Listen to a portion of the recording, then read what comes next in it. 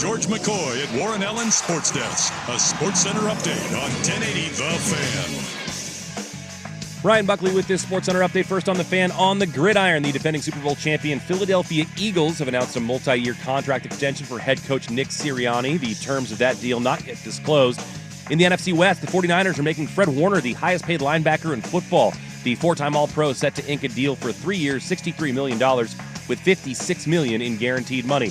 The Mariners are in the Windy City tonight, opening up a 3-game set with the White Sox. Luis Castillo takes the hill for the M's. Davis Martin gets the ball for the Southsiders. First pitch from Chicago is at 4:40. And on the college diamond, the Oregon Ducks punched their ticket to the softball Super Regional Sunday with Desiana Patman's walk-off blast over Stanford. Oregon will host Liberty in the Supers starting on Friday at Jane Sanders Stadium. More sports scores and stories in 30 minutes. I'm Ryan Buckley at the George McCoy and Warren Allen Sports Desk. Hurt and missing work, insurance companies acting like jerks. Don't call your mom. Call George McCoy at warrenallen.com. It's back. The 11th annual Fan Golf Classic at Langdon Farms Golf Club happens Tuesday, June 24th. Presented by your local Toyota dealers. Reserve your foursome now at 1080thefan.com. What's the most resilient parasite? Primetime with Isaac and Sue. Can build cities, can transform the world, and rewrite all the rules. That's what I'll be doing every single night. Which is why No. I have to steal it. What are you talking about, Willis? This is Primetime with Isaac and Sue. It's gonna work. It's passable, okay? This isn't terrible. The best in local, regional, and national sports. With no hidden agenda. Primetime with Isaac and Sue on 1080 The Fan. Ahoy! Welcome in on a, dare I say, a beautiful sunny Monday, right? Hopefully the rain has disappeared. The rest of the week looks pretty good. No Rob, as he's still road tripping back from Kansas. I think he's slated to be back on Thursday. But you know when Rob travels, 50-50 prop. It's 50-50. You know, you're a gambling man, Buckley, so I don't know where the odds are on that. Like if you think it's a slight favorite, but supposedly back on Thursday. Ryan Buckley in with me as always, and then Andrew Nemec of wherever it is you're writing now. Yeah. You just have jobs. Yes. You're just there. I do know. That's what my wife says too. You're just Recruiting there. with Andrew Nemec. I know that. See, there but we go. other than that, I don't know. You write. I do. I think, is that all writers now? Like, it just feels like nowadays when you write, you just write. I think it's becoming more and more common across all professions in America that you have to have 2 or 3 different gigs to survive. So, yeah, there's a number of things in the works. I'll have a number of announcements, I think, in the next shocking development couple months. But as it stands right now, yeah, I'm just sort of like getting by. Very successful, very rich. Right, yeah, no, it's pretty amazing what's going on. Every time I talk to you, there's always something. You're writing for SI or then like on 3, and you just there's things. I've never written for On 3. You've never written for On 3? You're a liar. I thought you were Competed against On 3, right? I've been the national director of recruiting for high school on SI for 3 years now, but we were acquired by Sports Illustrated as a startup. So now things are in flux. There's always something. I know. You have you're the most chaotic individual. Yes, that's true. Like anytime, and Nemec will be with us, by the way, for the rest of the week. Buck unless something chaotic happens. Well, yeah. Buckley sat in for the 3 days last week. You'll be in with us for the 3 days till Wednesday, and then Rob back on Thursday. But every time I see you, I always feel bad because there's always something that has happened. Yes. More just like you're like a Care Bear. Like, what is that, grumpy? Like that cloud just follows you around? Yeah. There's just... Like Pigpen, only like emotionally. I'm an emotional Pigpen. Yes. Yeah, that's fair. It's just like some sort of dark evil cloud. I was saying I watched the new Thunderbolt movie. Marvel movie. It was the really new good. Avengers. Yeah, the new Avengers. And it was really good. And my favorite part was the main guy, his superpower is clinical depression. Oh, that's me. Yeah. He just has like a darkness. Like he can spread his darkness. And I was like, hand to God, because I knew you were coming in to do the good. show. Oh, that reminded you. And I watched it and I was like, oh, everywhere this guy goes, there's like this creeping black fog that follows and swallows people up. And I'm like, maybe that's what happened with Nemec. Just that creeping black fog. like follows you. It's been a really rough. I haven't talked about a lot of stuff that's No. gone on publicly. No. Or should you? But because it's been tough. But it has not been by any fault of my own. Like no one in my family is, my marriage is stable, my family situation's stable, but there's been a number of health crises that shall remain. We all know that one anonymous. person that just there's always something, and that's you. Yeah. Like you're that guy for me. Every time, and I always and I never know what to do other than I just try to laugh about it. Like try to bring some sort of levity to it. But I always feel bad because I'm always like, hey man, how you doing? And I'm like hoping it's gonna be like, oh dear God, please be okay. Yeah, I'm like waiting. It's like maybe just a light mugging. Yeah, something. I was like, because the last time we talked, I just got back from Italy. I was like, oh man, Italy. And then I was like, how are you doing? And I was waiting for it was bad. It was probably bad. It was bad. And then today I saw you. Yeah, today's I bad. was like, hey man, what's going on? And then you're like, whoa. Well, we can talk about that. No, we don't need. Okay, I'm just. You don't want to. Okay. Well, it's your stuff. I'm just saying, it's like it's. I worry about you, man. I know, man. I worry about you. I had a conversation today that's like, are we ever gonna not have a tragedy in the next can we go 6 months without a tragedy? Like we don't count it by the year anymore. Yeah. Like, oh, we made it through a year. If we go a few months without something really, really awful happening, we're like, hey, that's pretty good. My family went through one of those a number of years ago where this is a true story. We went into a mortuary, right? And my wheelhouse, baby. Yeah, right? We went into a mortuary and I and some of these things I have a dark sense of humor because the only way to me to handle bad stuff happening is I have to laugh about it. Yeah, I know. I'll tell you about stuff and you start laughing at me. I have to. All right. I just naturally have a dark sense of humor. So if you tell me something bad, yeah, be prepared that I'm going to try to make light of it because it's the way I cope. And I wouldn't tell you if I wasn't prepared for that to be the response because I know you well enough. And I've had enough experience telling you bad news. So we went in, we go into this mortuary and it's anytime no one's ever walked into a mortuary and is like, hey, we're having a great time. And so we walk into this place and the guy comes out to meet us. And my sister-in-law was with me. She had asked, she's like, hey, do you want some help? And I was like, yeah, sure. I'll take it. So we walk in and the guy walks out from behind the counter or whatever. And he looks right at us and he knew her by name. He's like, oh, hey. And I just kind of stared. I was like, are you freaking kidding me? And we had so many in such a short time. Oh man. He knew us. He knew the family. Yeah, and I was like, and I just started laughing out loud. And the guy was looking at me like I was, a little insane. bit. You I was a little broke. bit nuts. I broke him. Yeah. And he's like, everything okay? And I was like, you want to know when your family's at a bad run? When the dude at the mortuary knows your family by name. And I was like, do we get a buy 3, get 1 free? Giving you a punch card or something? Yeah, it's like, shouldn't we get a free embalming? Shouldn't something be done here? And the guy, I don't think was used to people making jokes. Right. And he was a super nice guy, but he was very uncomfortable. But it was just I found it to be so absurd that, and by the way, we didn't call ahead or whatever. We just showed up and we're like, yeah, we'll just go and talk to someone. And he was like, oh, hey, how's it going? Another one, guys, we're like, and we're back. Like, all right, let's do this. To give people an idea of how bad it's been and your sense of humor, my daughter mentioned to a person that we run into regularly through grocery shopping that her daughter and my daughter obviously should have a play date. And sadly, this is horrible. She's a little girl and my daughter's 6. The little girl died of SIDS a couple weeks ago. It was absolutely horrible. They were setting up a play date and I told you that and you said something along the lines of, your daughter spread your negativity to that little girl by trying to hang out with her and you killed her, which is beyond not okay. But that's kind of who you are. And it's a horrible situation and I feel terrible for her parents and everything. That's awful. But that's kind of your sense of humor. So thanks for that. It's not always the best. Always lightening the mood. I just say if someone I know has gets diagnosed with a bad condition or a terminal thing or whatever, I always give the prerequisite.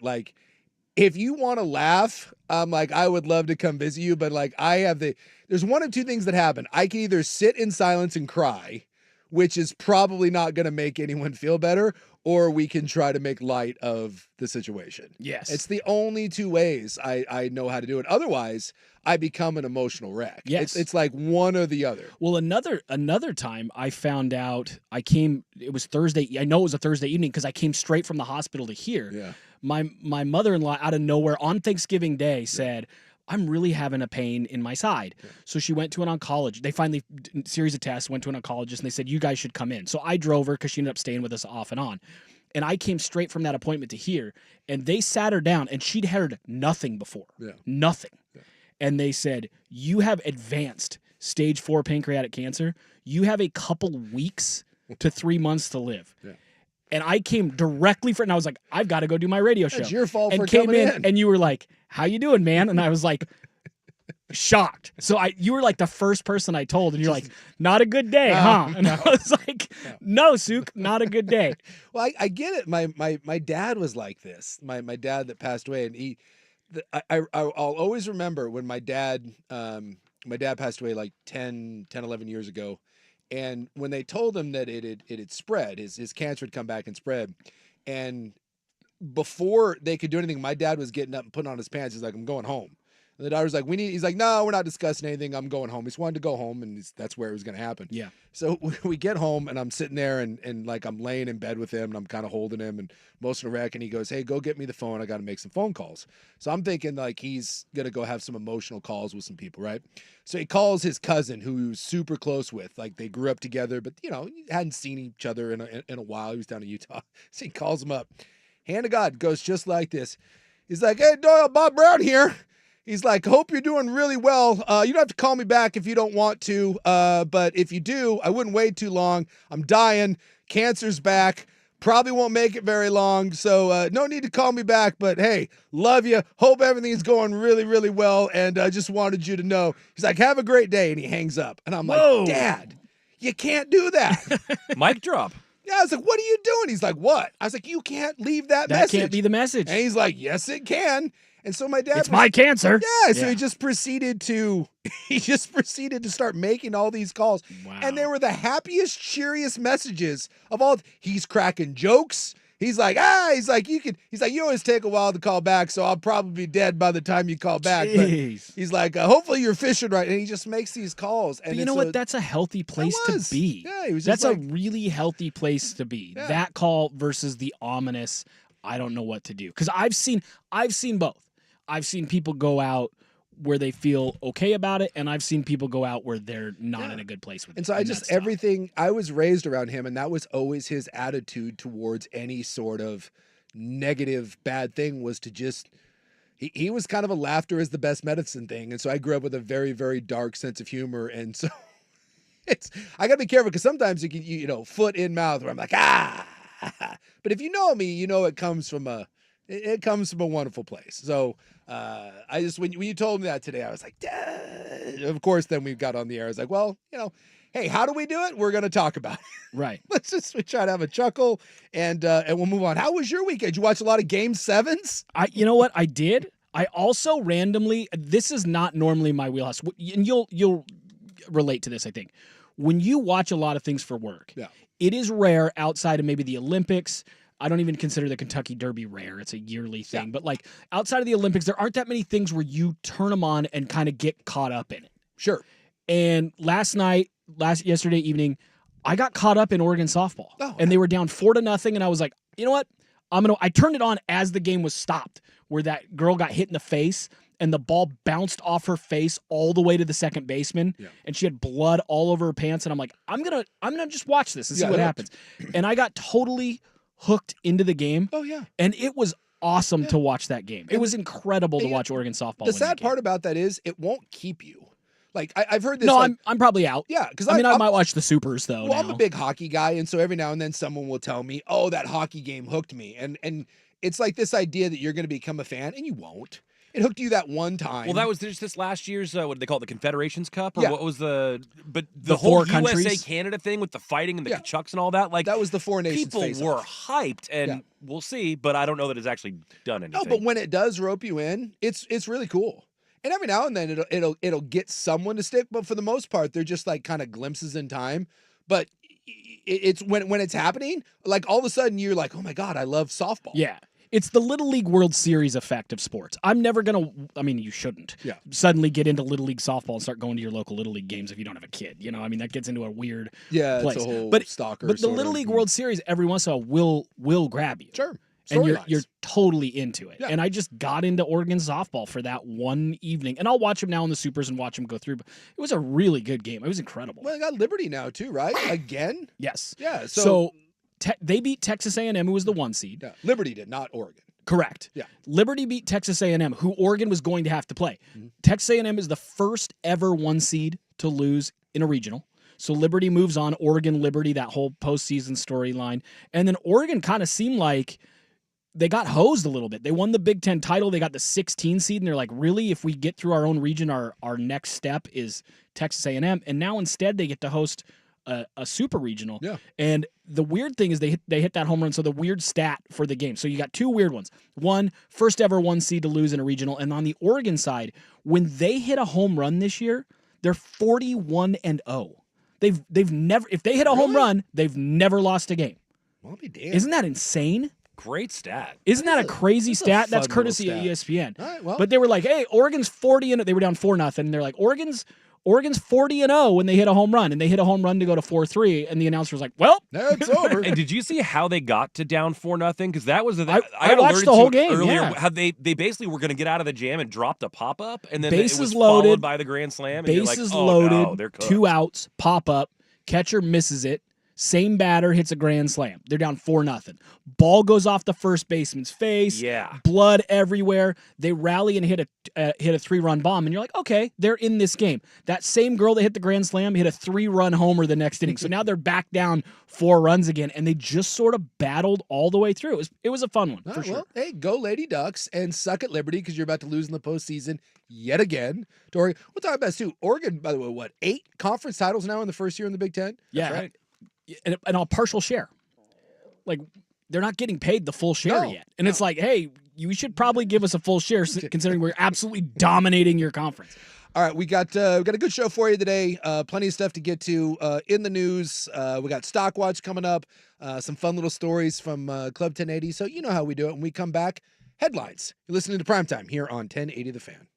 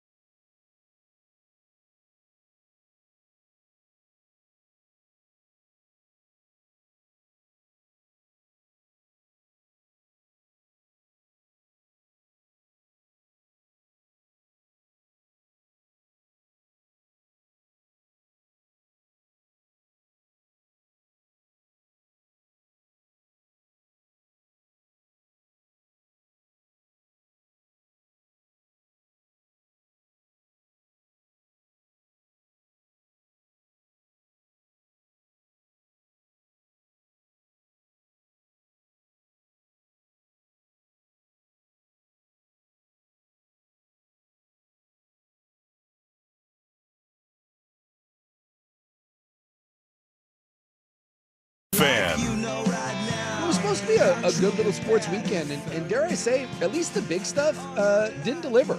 We had some minor stuff. Like I said, I thought some of the softball stuff, not just Oregon, but Liberty taking down Texas A&M, the #1 seed. Some of the little sports delivered better than some of the bigs, but the PGA ended up being a dud.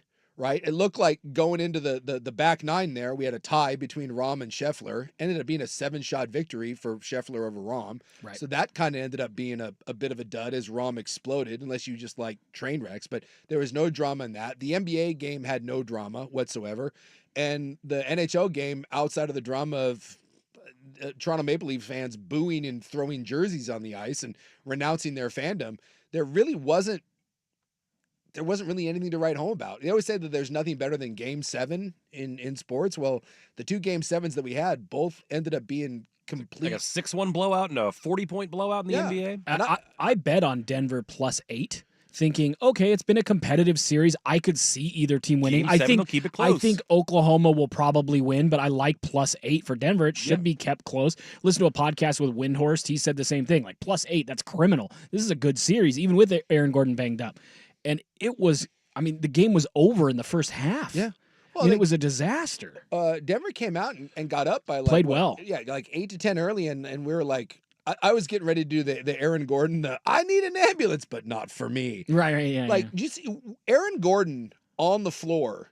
I got to look this up. He had 5 rebounds, I think, in the first quarter and a 3-point play, or an attempt at a 3-point play. I can't remember if he made the free throw, but I thought he would just be a statue. And somehow they hit him. They were able to hide him on defense in a zone, and he was effective. Now, he mostly went off of one leg when he jumped for rebounds, but I was blown away that he had 3 points and 5 boards in the first quarter. And at the first timeout, major timeout in that game where a team called a timeout with I think 4 minutes left in the first quarter is the first. I was like, well, he's got to be done.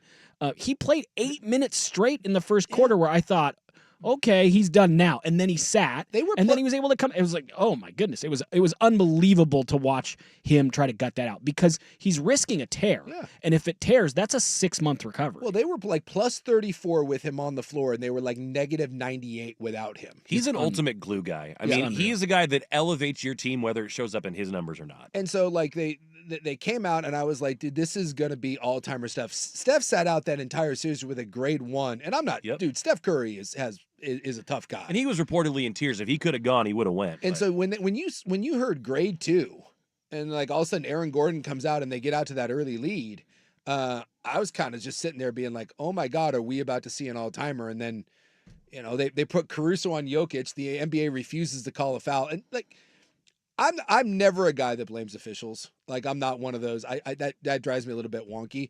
But as a bigger man myself, it drives me crazy. Why is it? And this was like, it's Shaq's entire career. Why is it that you can put 6'4", 6'5" Alex Caruso on Jokic and literally have him hump him the entire game and never call a foul? Like that. I find that, and people were pointing out on Twitter all the time that and it's so true. In the NBA, if you have a small on a big, the small is allowed to do whatever he wants. If Caruso had been 6'11" and 230, every time down the floor, there would have been a foul called on him in the way he was playing Jokic. I agree with you. Drives me nuts. I also think, in general, the NBA very clearly has an officiating problem. There was the game, Knicks and Celtics. Jalen Brunson picked up 5 fouls in the third quarter alone. Caruso, there were plays where he had 5 fouls on Jokic, and they didn't call any of them just on one trip down the floor. So there is a selective, how do we extend this series or what do we allow thing that dramatically alters games. Look, and the NBA leans into that, and that way is not more the than way. they ever. That is not the reason why Denver lost. No, you lose by 40, that's not you the lose. You get blown out, but the fact that was allowed to be a turning point in the game, I will never understand that. When Chip Kelly, this is kind of goes all the way back, but Chip Kelly, I know this for a fact, had a philosophy early on in those Oregon days. We're going to hold every single play, and we are going to force the officials to call 10 holding penalties on us. And by the way, I actually think from a strategic standpoint, not a bad idea. It's pretty smart. I mean, the Seahawks did that with their secondary with their Super Bowl run. The idea is that officials will not throw a holding penalty every series. You'll get a couple early, and then eventually the official will be like, I can't throw a flag. And so they just like, dude, we are just going to continue to do this. And we're going to put the onus on you because we don't think you have the balls to keep throwing holding penalties against us. And I really feel like when they were putting Caruso on Jokic, I feel like that's what I think Oklahoma City went into, and when they put Caruso in off the bench, and they said, dude, you just mug the hell out of him. And if they give you 5 fouls, they give you 5 fouls and we'll go to something else. And they didn't. They allowed, he had 3 steals where he literally climbed over Jokic's back and like kind of threw him off to the side to make steals. And those were big plays. Jokic was never able to get going. Now, I still think there's a bigger problem when the best player in the world takes 9 shots. How in a game 7 do you take 9 shots if you're Nikola Jokic? That's a fair criticism, but I will never understand why the NBA does that. When a little is on a big, you see it sometimes, and it's usually on switches, where all of a sudden you end up with a guard on one of the bigs, and the guard's literally allowed to just do whatever. He's allowed to go little poodle. It's like when you have a little dog and a big dog. The little dog can do whatever he wants, and it's always the big dog's fault. And that bugged the hell out of me in the first half of that game. And again, not the reason you got blown out, not the reason why you lost. But if I'm Denver, that would rub me the wrong way. If I was a Denver fan watching that, I'd be throwing on my hands being like, dude, that's a 3-time MVP and a champion. And you're telling me where is the respect you get that call? Because he wasn't getting anything. I think the NBA has a marketability of flashy guards problem in the sense that post play is not particularly sexy. And we know they've changed the rules to space things out more. Obviously, scoring has become more efficient from 3-point shooting, and that's a bigger deal now. And so you're in a situation here where it's not marketable to have Jokic go to the line a whole bunch of times. That's not sexy. That's not fun. So you allow it. But I don't know. I have a hard time focusing on any single thing. I get your point. I just have a hard time focusing on any single thing other than that young OKC team finally arriving. And that's a seasoned Denver team. And I know they're banged up, and I know they're not playing their best, and they've clearly had drama behind the scenes in the front office and everything. But part of becoming a champion when you have a young nucleus that has promise is slaying the giant. Yeah. And we can say whatever we want about this Denver team. They've been there. They've been to the top of the mountain. They have the multi-time MVP, and they slayed the giant. And not only did they do it, they did it with ease.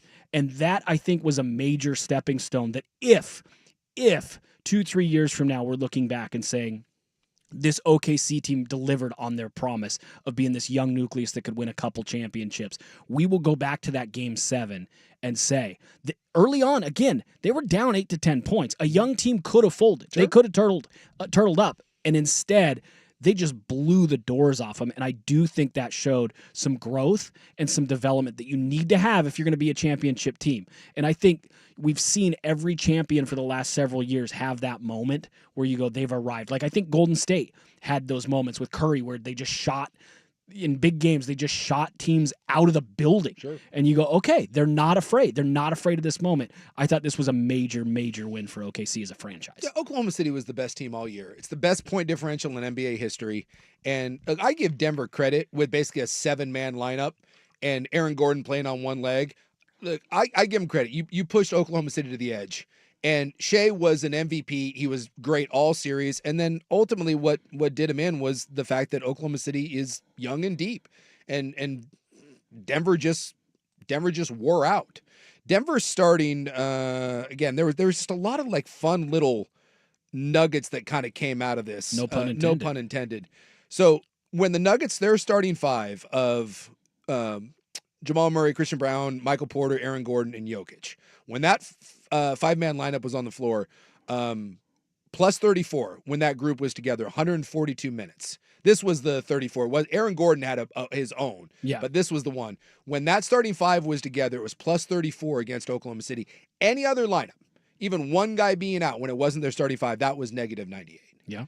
So that literally, and when you're having to rely on Russell Westbrook, who, by the way, was atrocious in this series, great in the Clippers, atrocious in this one, this goes back to, again, kind of poor roster construction. Denver has a nice starting 5, a 5 that won a championship, but it's a nice starting 5 with the best player in the world. And once you get past that, there's just nothing, whereas Oklahoma City has a lot they can throw at you. And again, I go back to Alex Caruso. They don't win that series without Alex Caruso. I mean, Shea was great, but so was Jokic. And the difference was all those other guys that Oklahoma City can throw at him. Lou Dort had a big game. Yeah. Had I think 3 threes late in the third or early in the fourth in one of the games to get him into it. And Jalen Williams had 24 in the deciding game, and Chet had 13, I think, and 11 in that one. And the fact that they have a bench that they can go to, and Denver did not. Right. Oklahoma City they're the best team, and that's the thing. It is a team. It's an MVP, but with a team. And now we look at the Final Four, and I ask the question, is this good? This will be the 7th straight year where we have a different NBA champion, as opposed to, previously where I think they said over the last 70 years, almost 80% of all the champions, it was like 77, 78% of all championships came from 7 teams. And now we're in the era where this will be the 7th year in a row where we have a different champion. And you look at it, Oklahoma City, Minnesota, and Indiana, not exactly anyone would, not anything to write home about as far as market size. And then the Knicks have been irrelevant for years, but the Knicks are at least a big market team. So I asked the question, is that good? Is the NBA happy right now with the Final Four? And is this good for the NBA? We'll talk about it when we come back. Primetime here on The Fan. Now, from the George McCoy at Warren Allen Sports Desk, a Sports Center update on 1080 The Fan. Ryan Buckley with this Sports Center update. First on The Fan, some big news in the NFL today as the defending Super Bowl champion Philadelphia Eagles have announced a multi-year contract extension for their head coach Nick Sirianni. The terms of that extension not yet disclosed. Meanwhile, in the NFC West, the San Francisco 49ers have made a deal with Fred Warner, making him the highest paid linebacker in football. The 4-time All-Pro set to ink a deal for 3 years, $63 million, with $56 million in guaranteed money. Mariners are in the Windy City opening a 3-game set with the White Sox tonight. Luis Castillo takes the hill for the M's. Davis Martin gets the ball for the Southsiders, first pitch from Chicago at 4:40. On the College Diamond, the Oregon Ducks punch their ticket to the softball Super Regionals on Sunday. With Desiana Patman's walk-off blast over Stanford, Oregon will host Liberty in the Super Regionals starting on Friday at Jane Sanders Stadium. And on the baseball diamond, Oregon outfielder Mason Neville and Oregon State shortstop Iva Arquette have both been named semifinalists for the Golden Spikes Award, given to the top player in college baseball. More sports scores and stories in 30 minutes. I'm Ryan Buckley at the George McCoy at Warren Allen Sports Desk. Hurt and missing work? Insurance companies acting like jerks? Don't call your mom. Call George McCoy at warrenallen.com. More, please. Golf in the Northwest with Jason Swigart is back. Saturdays at 8 a.m. before the Sinner and the Saint on Portland's sports leader, 1080 The Fan. This Memorial Day, turn up the heat with the Home Depot. Find the perfect grill and patio set to keep the cookouts coming all season long.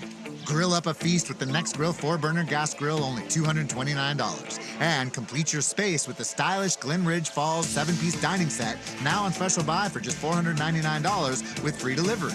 Take your Memorial Day cookout to the next level all summer long with the Home Depot. See homedepot.com/delivery for more details. Shopping with your parents can be embarrassing. Why would they sell jeans with holes in them? I'm going to speak to the manager. Mom! That hoodie is giving. You should get it. YOLO. Thanks to the Chase mobile app, your kid can shop independently while you keep an eye on their spending. So you can go from... We can be twinsies. ...to... How was shopping? Saw you stayed on budget.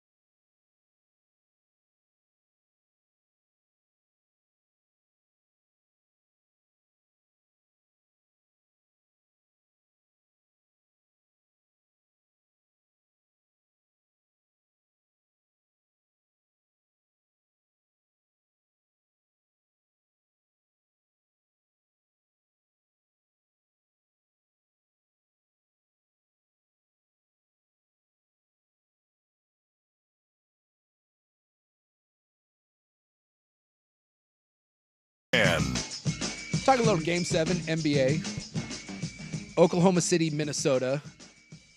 New York, Indiana. And I'm sitting here wondering, because we always talk about, ratings and we want new blood, but at the end of the day, major markets move the needle. The NBA is thrilled that New York is in this. Can you imagine if this was Cleveland? If it was Cleveland, Indiana, and if it was Oklahoma City and Minnesota.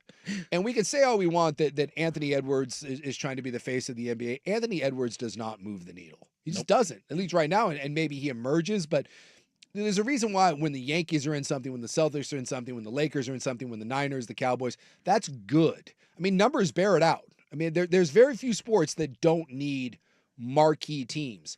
And this isn't exactly a marquee matchup in the NBA. But the new CBA that they put out there supposedly was to limit super teams. And we keep hearing about how we have all this LeBron fatigue or we have Golden State fatigue.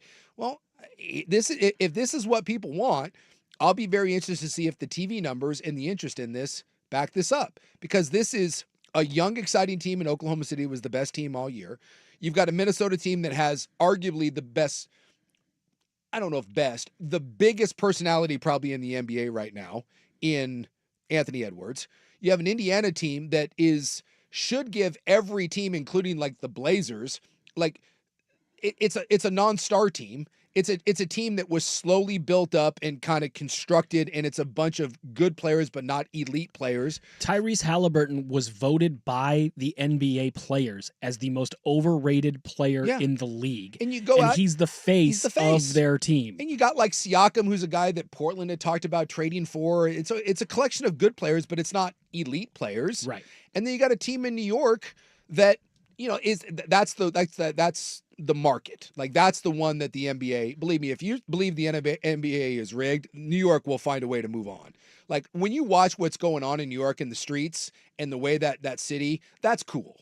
Like, no doubt. You can't see some of the videos over there and think that is anything, but even if you hate New York, that's a cool story. Can you imagine if we go through this finals and we've got Dallas wins the number 1 pick and the Knicks win the finals in a series that's like tight and called kind of questionable? People are going to lose their minds. But the league does need that, to your point. If we get Pacers, Timberwolves, Game 4, Saturday evening, Sunday evening, are you going to, you're going to watch it for work. I think it'll be the lowest rated NBA finals in modern history. Yeah, I think you're right. On the flip side, I do think Indiana Knicks is saved because of the history. Sure. Reggie, Spike, we're going to get all that stuff, so there's a nostalgia there. That's going to do well. And if the Knicks make the finals if the Knicks make the finals, it'll drive it. Yeah. And honestly, Knicks OKC, I think I'm a Knicks fan. I really like that OKC team. I love Shea. I think he's awesome. The Knicks winning a title, there aren't that many years where the Knicks have had a real shot. Yeah. I would probably be rooting for New York as well, simply for it's the reason why I want a Canadian team to win a Stanley Cup. It's a better story. Right. It just is. New York, who hasn't won, God, when's the last time that the Knicks won a championship? In the 70s? Was it 79? Yeah, I don't know if it was 79. I think it was more like 73? 73. I think it was 73. Yeah, you got to go back. And the Knicks have been irrelevant for so long. So seeing and I get caught up in it when I see all the clips of what's going on. 73, like outside of the Garden and kind of just on the streets of New York. I get caught up in that. It's like when I watch hockey and you see 30,000 people that are outside of an arena watching it, and a goal gets scored, and the entire city goes abuzz. And I'm sure Oklahoma City loves their Thunder too, but it's not the same. They haven't been through the wars the same way. So it sucks to say that I think New York is the sympathetic figure in all of this, because no team for New York should ever be the little engine that could. But if you're asking me, like, where to me is the most interesting rooting scenario in this, I think it's the Knicks. Oh, the parade. Yes. The parade for the Knicks winning. And what that would be incredible. Yeah. The other piece here that I think we forget, being from the Pacific Northwest, and maybe we shouldn't, there are going to be people who absolutely hate any team or they're going to root for any team opposite OKC. Yeah. That should be Seattle's team. Sure. If that happened to Portland, I'm not saying it's going to. That's not what I'm talking about with this new ownership group. We're not even going there. They're not moving. However, if Portland were to move to Vegas and they became the Las Vegas Blazers, this is never going to happen. You could never vote but you go 15 years later and they're in the finals, no one in Portland is rooting for that team. I know. I mean, I follow a lot of people from Seattle. They hate that They team. hate it. It's, and it's not under the Thunder players' No, fault. they're but not anti-Chet. No, under no circumstances could you ever root. The Seattle fans that I know either became basketball agnostic or picked up another team later. But they're just like, this isn't my jam anymore. No, But there's no way I'm attaching myself to that. It'd be one thing, like, I don't know, like Charger fan, like you left San Diego but went to LA, like you're up the road a little bit. Maybe you can hold on to it a little bit. And but you might still be bitter at ownership. So like when if you were a New Jersey Net fan, you don't have to worry about them winning anytime soon. But going to Brooklyn, I think you can still keep your fandom. But if your team moves across the country and is ripped away, I think that ends it. Yes, especially you're going to get a team back. I just realized, like, of the 4 teams regionally for our area, I bet if you ranked them in order of most appreciate them winning a championship, I bet OKC's dead last. 100%. Because I think almost everyone in Washington hates them, like almost hate watching. Well, and maybe even in Portland, you feel some sympathy because there is always that fear. I mean, we talked to Joey Harrington on Friday, and I don't fear the Blazers moving. I don't think that's a realistic thing. Nor do I. But I was talking to Joey, and Joey certainly, like, he's got that. So I think there's this underlying fear amongst so many Blazer fans. I'll bet you Portland fan hates Oklahoma City too at the end of the day because it's like what could be. Right. Like the fear of could that happen. Oh, how to sick us? would you be Yeah. if the Blazers went to Las Vegas? They got a whole bunch of great picks. They got the Shea Gilgeous-Alexander. They got the MVP of the league. And you'd be like, oh, we could have had, if we just held on a little longer. I mean, I'm just saying, in terms of the pecking order, like, I'd rather the Pacers won it than OKC. There's one thing about this that if I'm a Blazer fan, there's one thing about this Final Four here that if I'm a diehard Blazer fan pisses me off and it makes me sick to my stomach. One thing in particular, and we'll talk about that when we come back. Primetime here on The Fan. Yeah.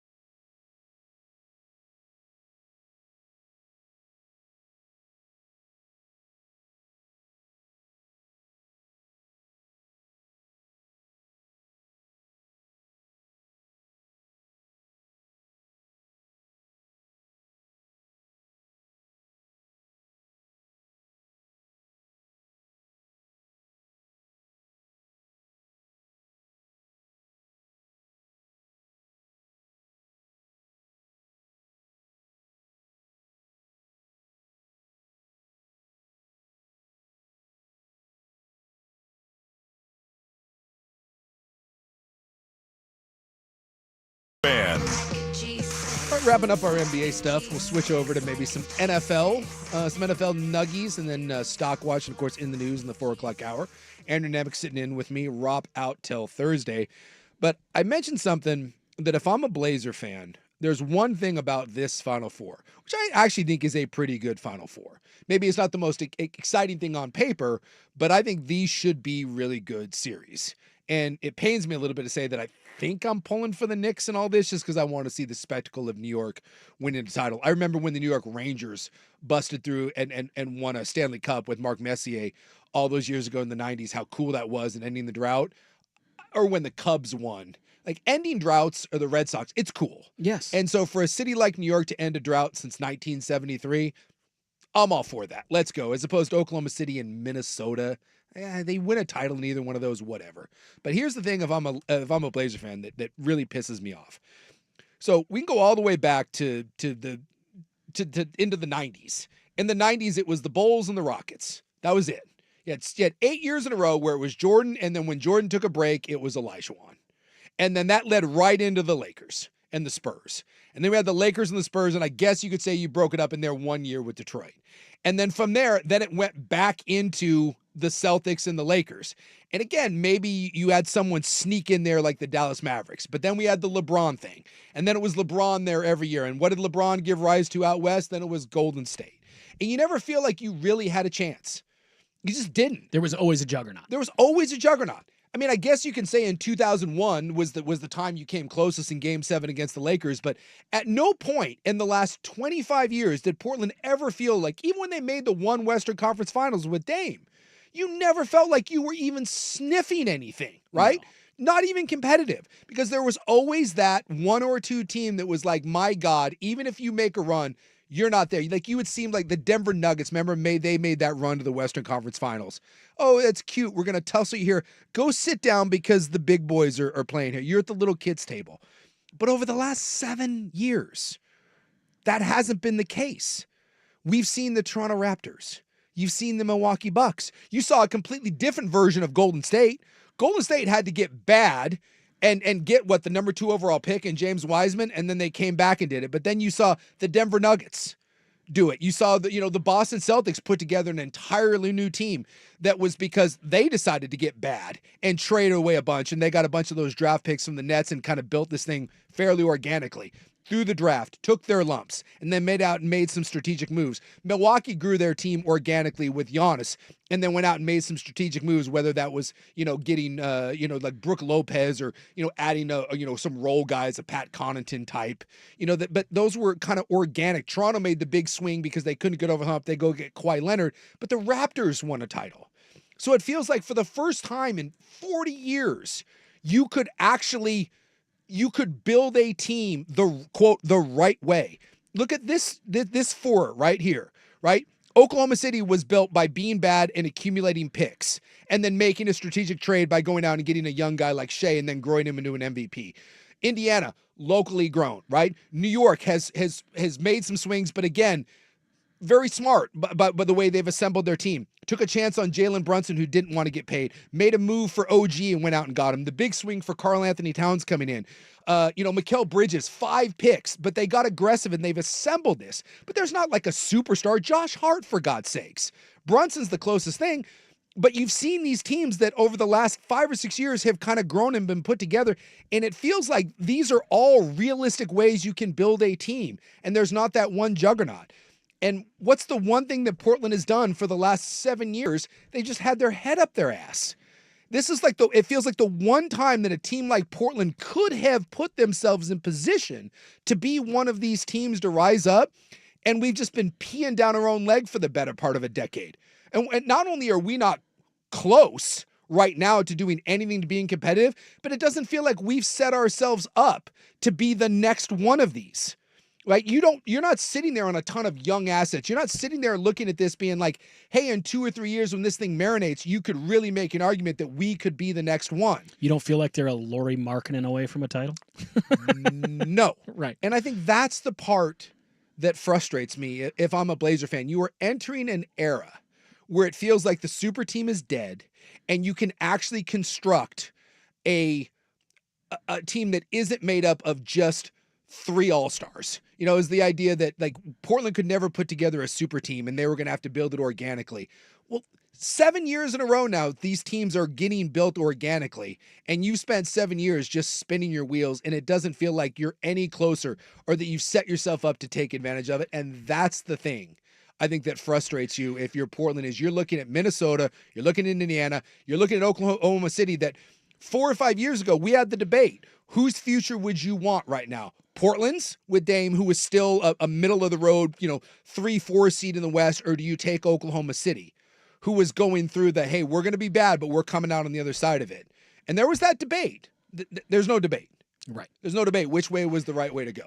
I think there's a macro issue here and there's a micro issue. The micro issue is, as you mentioned, all those teams. The one thing that stuck out to me, all those teams either gambled heavily, Toronto, the Knicks, on a wing. Yeah. And said, we're going to go all in with this wing. Big swings. Or they drafted raw wings and developed them. Yeah.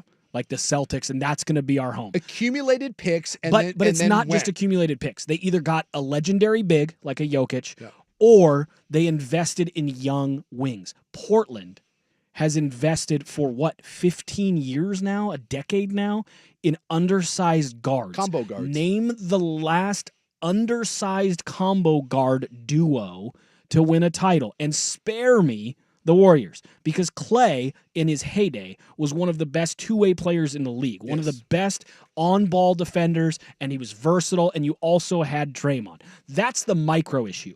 Falling in love with young pieces at guard and saying, this is our team build. No. Every team in the league that's won it in recent years has either gone all in on a wing or developed their own wing that can handle the ball. Or, again, Jokic is kind of a unicorn, but he handles the ball. The macro issue, so that's your micro issue. You're investing wrong. Your team build is wrong. You're starting from a place of small guard. Not going to get it done.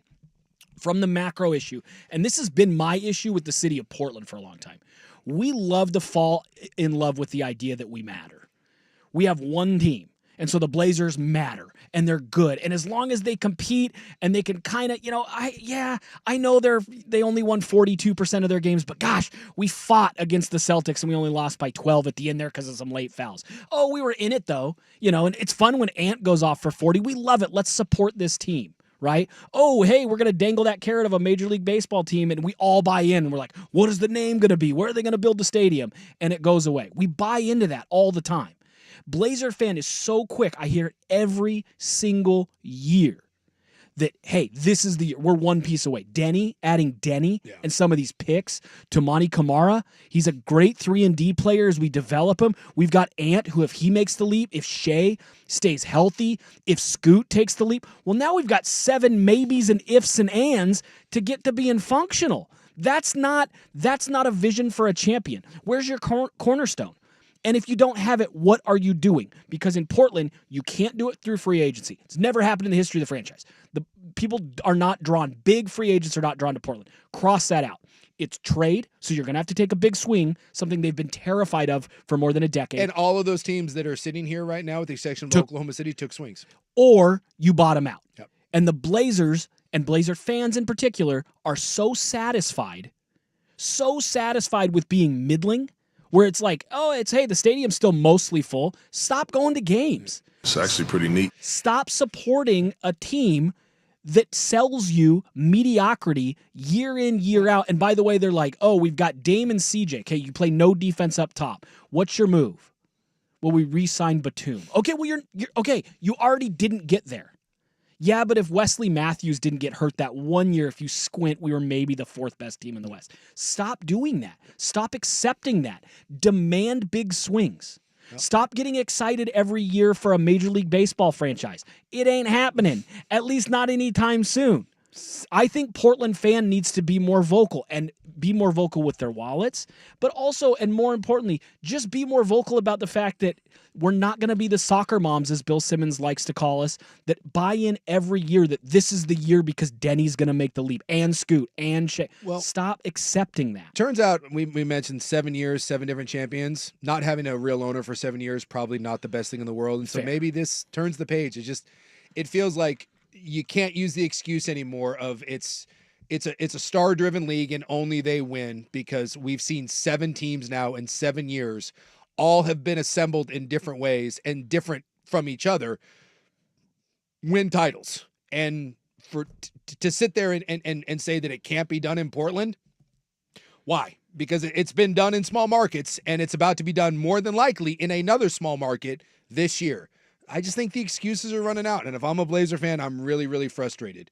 I think it's more frustrating to watch this than it is the dynasties roll through. Oh, I totally Because agree. at least the dynasties, you can say, I don't know what you want me to do. Those were against that. unassailable. What was But anybody this- supposed to do? This is all attainable. We were You never could going to have draw been- a Shaq. You We could have been, and even the 2 stars that led this, Jokic and Giannis, the unicorns, one was the 15th pick and one was a second-round pick. And those franchises still found a way to find that guy, develop him, and then put enough around him to win a title. So that's the frustrating part, is these seem more attainable than ever, and it feels like for a Blazer organization, we're as far away as we've ever been from actually winning anything. But hey, with the 11th pick, they're going to add an 8th man. Yeah, Jace Richardson. That's who's really another going 6'3" to combo slightly improve the bench. Hey, I was listening to Dirt and Sprague this morning. I was too. And they had an NBA guy on there who, I swear to God, in their mock, he has Jace Richardson, a 6'3" combo guard out of Michigan State. Hey, did you know his dad played pro ball? I'm not sure where my head would go through the glass harder, Con Knipple or Jace Richardson. Either way, just head. Oh, you know you're a con head. Yeah, let's go. You want a Knipple jersey. Head through that would be like a stained glass window, so that like my blood would be like hidden amongst the shattered colored pieces if that happens. When we come back, some NFL guys getting paid, and is that a good thing? Primetime here on The Fan.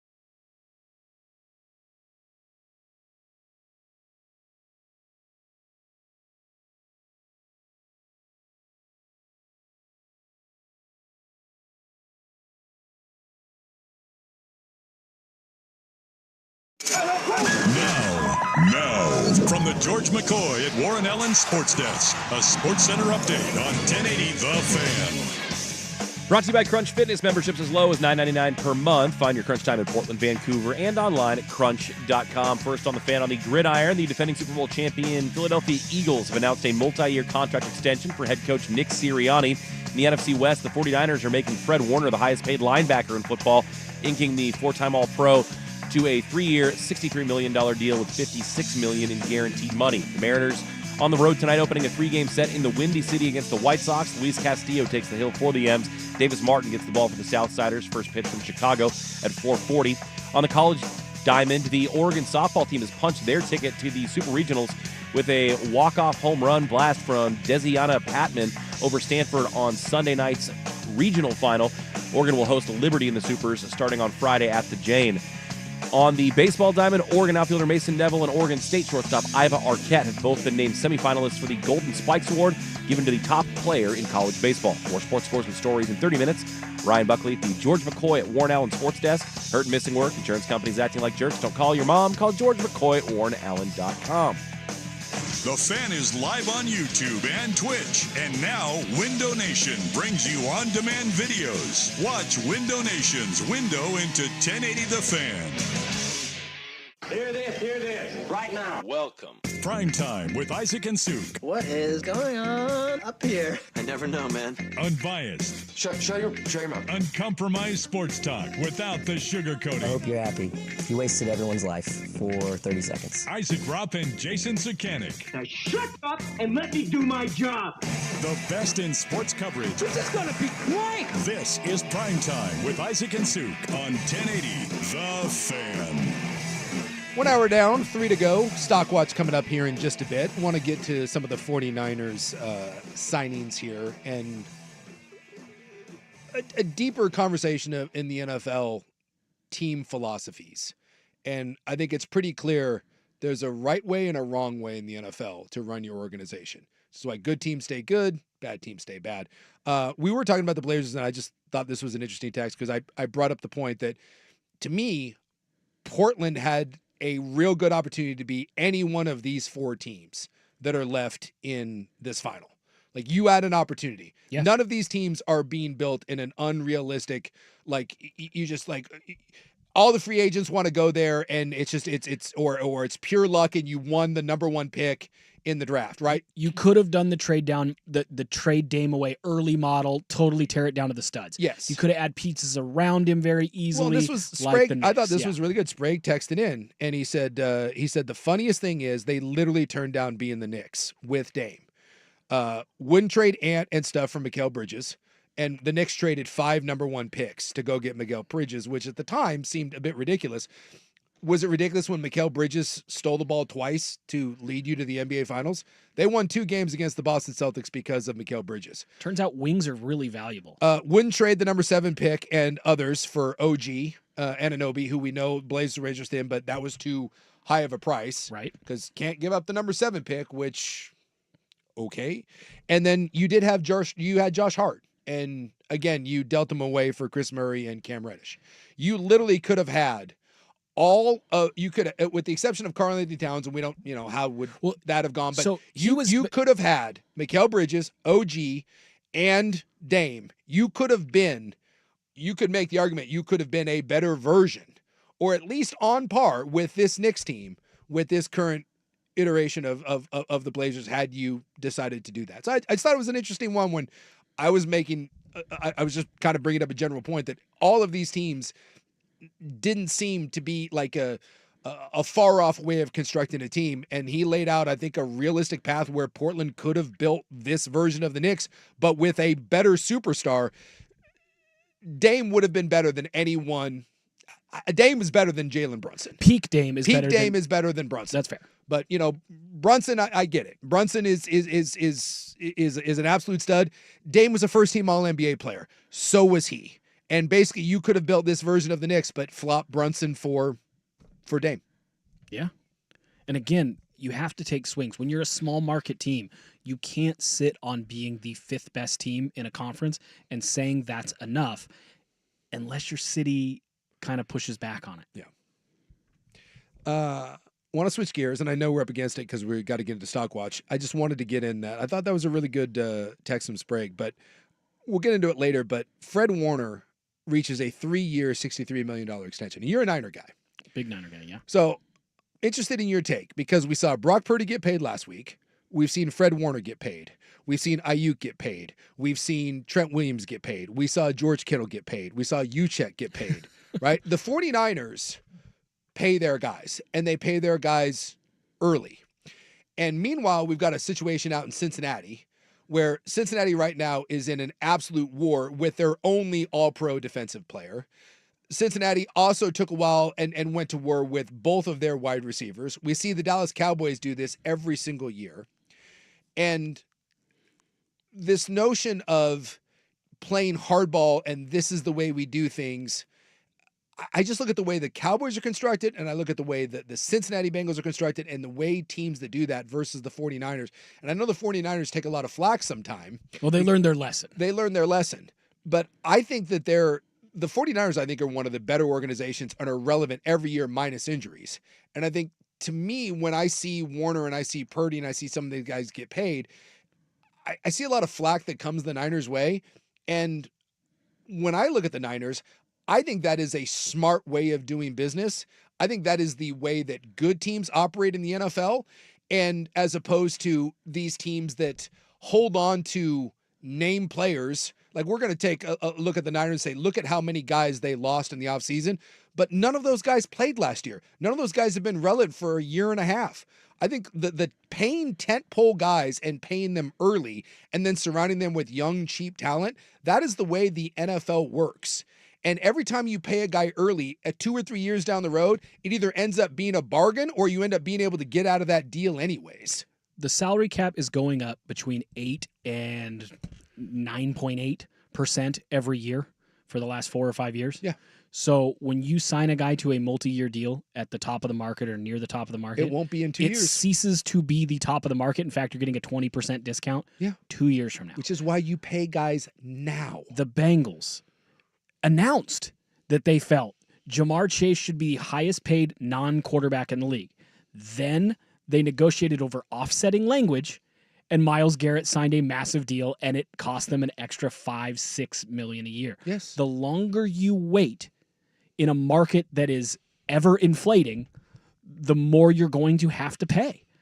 So I thought, and I don't know if you want to get into the nitty-gritty of this now, but paying Purdy less a year later than Jared Goff and Tua Tagovailoa got was great business, because that deal is going to be the 14th or 15th highest quarterback salary in 2 years? Yes. 3 years? I think you could make an argument that in a Shanahan system, almost any quarterback he has is going to be about 14th. But Purdy in particular, I think Brock Purdy is a healthier, now more mobile because Tua's not allowed to, more mobile Tua. And you got him cheaper a year later. That's really good business. Yeah. And you're right. The longer teams wait, if we know for a fact that the salary cap's going to keep going up, and we know for a fact every great superstar wants $1 million, $2 million, $5 million more than the superstar that got the highest contract before them, the sooner you get it done and the more years you attach, if he's a staple player, the more of a discount you're going to get in year 3, year 4, year 5. It's just the way you should do business. When's the last time you saw a team, and it's always the same teams? It's the Arizona Cardinals, the Cowboys, it's the Dallas Cowboys, it's the Cincinnati Bengals. And I'm not saying these teams can't be good, but when's the last time you saw the Redskins and Commanders used to be this way too, and they did it with Kirk Cousins. When's the last time you saw a team that had a marquee player, especially quarterback, but edge rusher, receiver, corner, marquee positions? Now, we can make the argument Fred Warner plays an off-ball linebacker, not a marquee position in the NFL, far from it, but he's the best one, hands down, not even close. So I get why that's a marquee guy in the Niners system. Even defensive tackle has become an elite position. Yes. When's the last time a team had either an established all-pro that was on the right side of 30 or a young and up-and-coming guy that they waited to pay, and that turned out to be a good thing? It just doesn't happen. It just doesn't happen. Now, I get letting a B-list player go to free agency and letting some other team, pay him. That's a different animal. But if you think that player is part of the next 4 to 5 years of your team, and he's going to be, you pay him. And you pay him early, and you do not wait. By waiting, all it becomes is more wear and tear on his body, and it becomes more expensive, and the market gets reset. And the bad teams, i.e., the Bengals and the Cowboys, always end up paying an extra $4 to $5 million when the market gets reset, because eventually they don't have the balls to let those players walk. No. Because you don't find those guys. And that's why this thing with like Cincinnati and Trey Hendrickson that is so bizarre to me. He's their only marquee defensive player that they have. He's the only one. And yet they're in this weird pissing contest with him where they're like, well, he's got to be happy with $28 million when the market has been reset to 35 and 40. 16.8. Well, 15.8. supposedly they're offering him around 28. So they want we'll want him to take somewhere between $7 and $12 million less than what the market has been set. Do you know how much? And had they signed him, by the way, a year ago, they probably could have signed him to the same deal they want right now, 28. Yes, and he'd have been happy. They could have gone to him and said, hey, here's 28, and he would have been like, hey, I just reset the market, I'm happy. But they didn't. They waited. Now it's been reset twice, and they're trying to go back and say, oh, well, this is the deal we were going to offer you, and you should be happy to take it. Today's price isn't tomorrow's price in the NFL. Do you know how much cap space they have for next season right now? Cincinnati? Yeah. I have not looked it up. $63 million. Then what are you doing? They have the money. So you just spent this money. It's literally on principle. So you just went and you got this offense that you think can take you to a Super Bowl, and you just have to play above average defense. And the one defensive player you have. Yes. That the last 2 years has arguably been the best edge rusher in the NFL. And now you decide that you want to get cheap with him? They have $63 million. I was listening to the Athletics football podcast with Robert Mays. He had a Cincinnati beat reporter on, and he said, okay, just let's have fun with this. Could they sign him to his deal and still have plenty of room for next year's picks and still upgrade on defense and everything? And he said, that's not how the Bengals roll. Yeah. They pick a few players that they consider their cornerstones. They thought that was going to be Hendrickson, not Higgins. So now it's Burrow, Higgins, Chase, and internally they don't want to make 4 guys cornerstone type players. How in the world is that how you operate in a championship window? Said it before and I will say it again. I think before this contract is done, Joe Burrow tries to force his way out of Cincinnati because he's in a garbage-ass organization that they've come close. I just don't think that they can win operating the way they operate. Not when you have the Philadelphia Eagles and the San Francisco 49ers and some of the other teams in there that operate. The Cincinnati Bengals are playing with one hand tied behind their back, and they're choosing to have one hand tied behind their back. Yes. It makes no sense. I said this 2 years ago. By the way, you have a generational quarterback, and you still choose to not go all in. And by the way, you have other teams like the Chargers, who have been historically a little shaky, now appear to be willing to step their foot on the gas and be like, hey, we can go compete and we can compete now. And Denver, with their new owners, are saying, hey, we can compete and we can mash the gas and win now. And Cincinnati's like, no, we'd like to be conservative in the way we spend our money. I went on a rant. Do you remember this? Like 2 years ago around draft time about how poorly run the Bengals are? Yeah. That they're in a championship window with Burrow at the time on of a the worst rookie run quarterback organizations in sports. contract, and they have every reason in the world to push their chips in, and they're not going to. And it's still a problem 2 years later to the point where they're making headlines year in, year out for not like, oh, we took a gamble. At least, you know what? I don't like Deshaun Watson. I don't like what the Browns did. They at least took a shot. Yeah. The Bengals won't even take a shot, and they've got a championship caliber team right in front of them. They just refuse to open the checkbook. Or when they do open the checkbook, it's under some sort of weird, bizarro rules that only they operate by. All right, we come back. Stock Watch, Bucks time to shine. Primetime here on The Fan. Check out the Fan merch.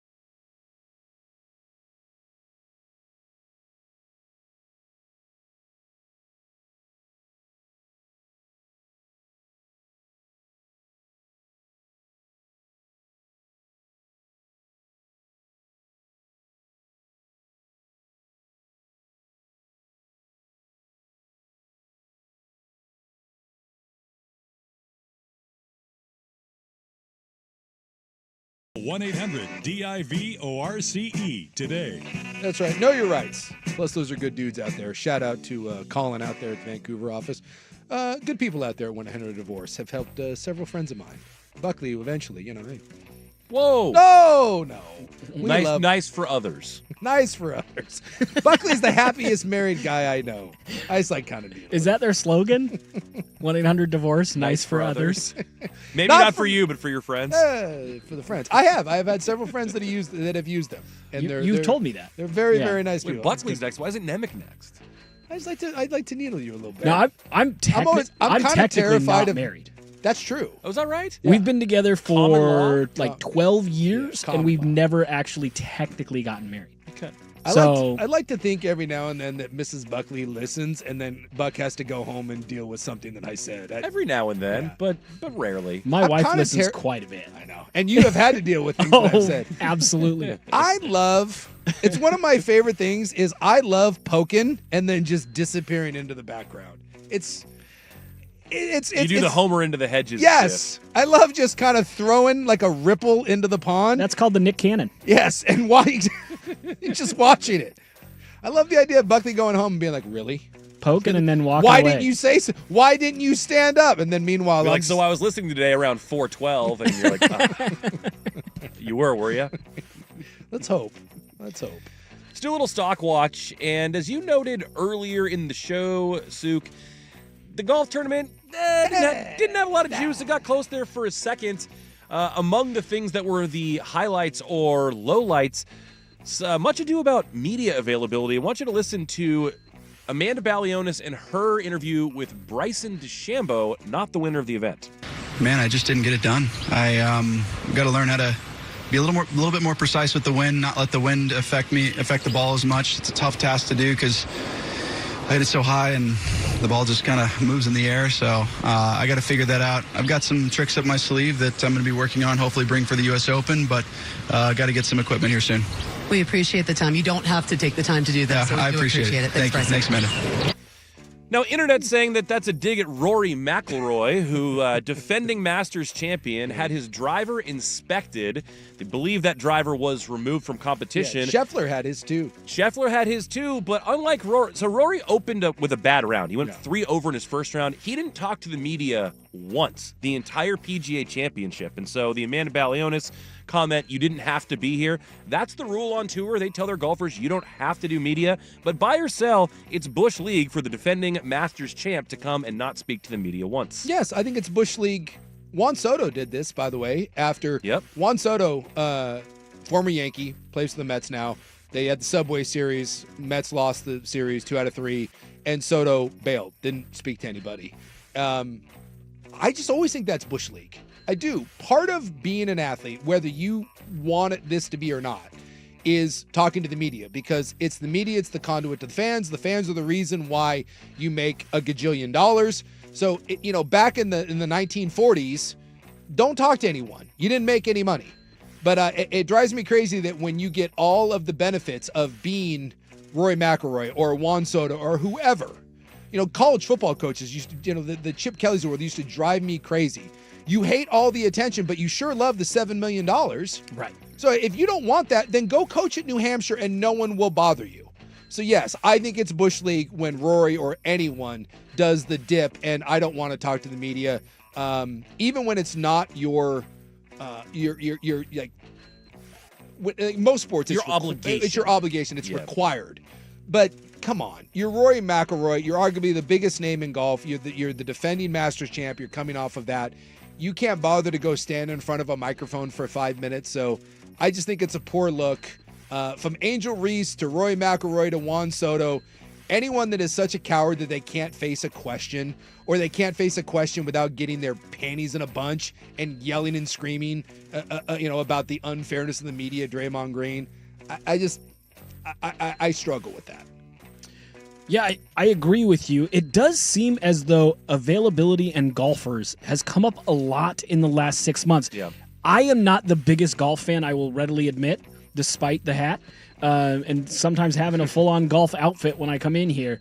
Have the rules changed recently that have made this a topic? Because I feel like this is the third or fourth time I've heard golfers mention something about availability in the last few years. And again, in other sports, it's just kind of a given. Yeah. And I find it odd that it's seen as like a favor to the world that they're willing to speak. I think that's weird. I don't think that the rules have changed. I think the expectation has. And I think there are topics around the game, whether it be the live golf stuff or this weekend it was rule stuff. Like, a lot of these golfers don't like to be mired in controversy, and they don't want to, like, be someone that attaches their name to that. And then some of these guys are just, I think, dudes who grew up playing an individual sport, and when they lose, they go pout. And that's kind of what they're used to. But it does feel like recently it's become more of a thing than it used to be. And golf could really use a lot more access to its athletes. Well, That's Rory's kind of a one of the guy ways who you said build that. personalities. Yeah. And so to just kind of bail when things don't go your way. You have a responsibility is to lame. grow the game, in my opinion.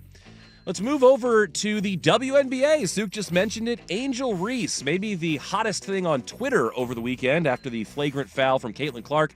Here's what one Bomani Jones had to say about not the altercation, but the coverage of it. Imagine, rather than Magic being on the Lakers and Bird being on the Celtics, what if Bird was on the Celtics and Magic was on the Sixers? We can't even handle Caitlin Clark and Angel Reese. This isn't an era where we're supposed to be better than we were back then. How can I follow the WNBA without being online? There's got to be a way, because being online for the WNBA, it makes me want to drown myself. I hate all of you. And the biggest reason I can't stand online WNBA discourse, it's hardly ever about basketball. Amen. Buy or sell that the discourse around the WNBA does more harm than good? Right now, no. Right now, it's doing good because it's eyeballs, and they need eyeballs. But they need to be really, really careful. You mentioned earlier in the show the Oregon softball grabbed you like a moment in time. And we've seen plenty of sports that have a moment where something grabs you and they fumble the bag. I really think that the WNBA is on the cusp of possibly fumbling the bag. I think the way they've handled Caitlin Clark is embarrassing. I think the Angel Reese stuff is beyond ridiculous. You've tried to make her the second face of the league when objectively she is not a great basketball player, far from it. Her style of game is actually really, really ugly. We have a bunch of race baiting that's going on in all the coverage. You've got some players coming in having to bend and kneel and kiss the ring. There's talk of like work stoppage. And by the way, this is a league that's played for a quarter century and has never made $1. The WNBA loses money, including last year, every single year. And there's a tension growing to it right now. And you've had a moment in time, and it feels like they're doing everything they can to fumble it away. I mean, we had Sabrina Ionescu came back and played at the University of Oregon, and we tried to air the game. We're the home of the Ducks. And we were like, we would like to air the game. And the WNBA said no. No, you can't do it. That's a misstep. I hope I'm wrong, but it feels like right now, I don't think this discourse, and I'm with Bomani Jones, by the way, I'm out. I can't deal with it. It's crap. The NBA does this a little bit, and I complain about the NBA, but I at least watch the NBA. The WNBA has turned me off so much over the last year and a half for this, and you better be careful because there's going to be a lot of people that are like, this is not a great game to watch. I want to support women. I understand this is grim, but if this is the way you're going to treat it, all of a sudden the eyeballs that you're getting right now because of all the ancillary crap, the controversy, are eventually going to look up and be like, why am I following this? Well, and they're going to turn it off. They're dumb controversies. Yes. First of all, like Ridiculous. the race baiting stuff between Caitlin Clark and Angel Reese is dumb. They're two players that aren't on the same level. No. The fact that the veterans bullied Caitlin Clark to start seemed weird. They're gatekeeping the wrong things. They seem more interested in the outfits the players wear before the game than the highlights of the game, which I think is also disconcerting because there is an element that the WNBA seems to be leaning into that sex sells because our highlights don't. On top of, again, the race baiting, on top of the gatekeeping of who is and who can be and can't be the face of the league. And then, and I think this keeps coming up, and it really bothers me. Angel Reese said it recently. I've heard other female athletes say this. We should be getting paid the same as men. Okay. If you make that kind of money, yes. If you generate that kind of revenue, yes. Do you know that on a rookie scale, that on your all-star scale, in terms of percentage of revenue that the league makes, WNBA players make way, because they've lost money. They're losing money as a league.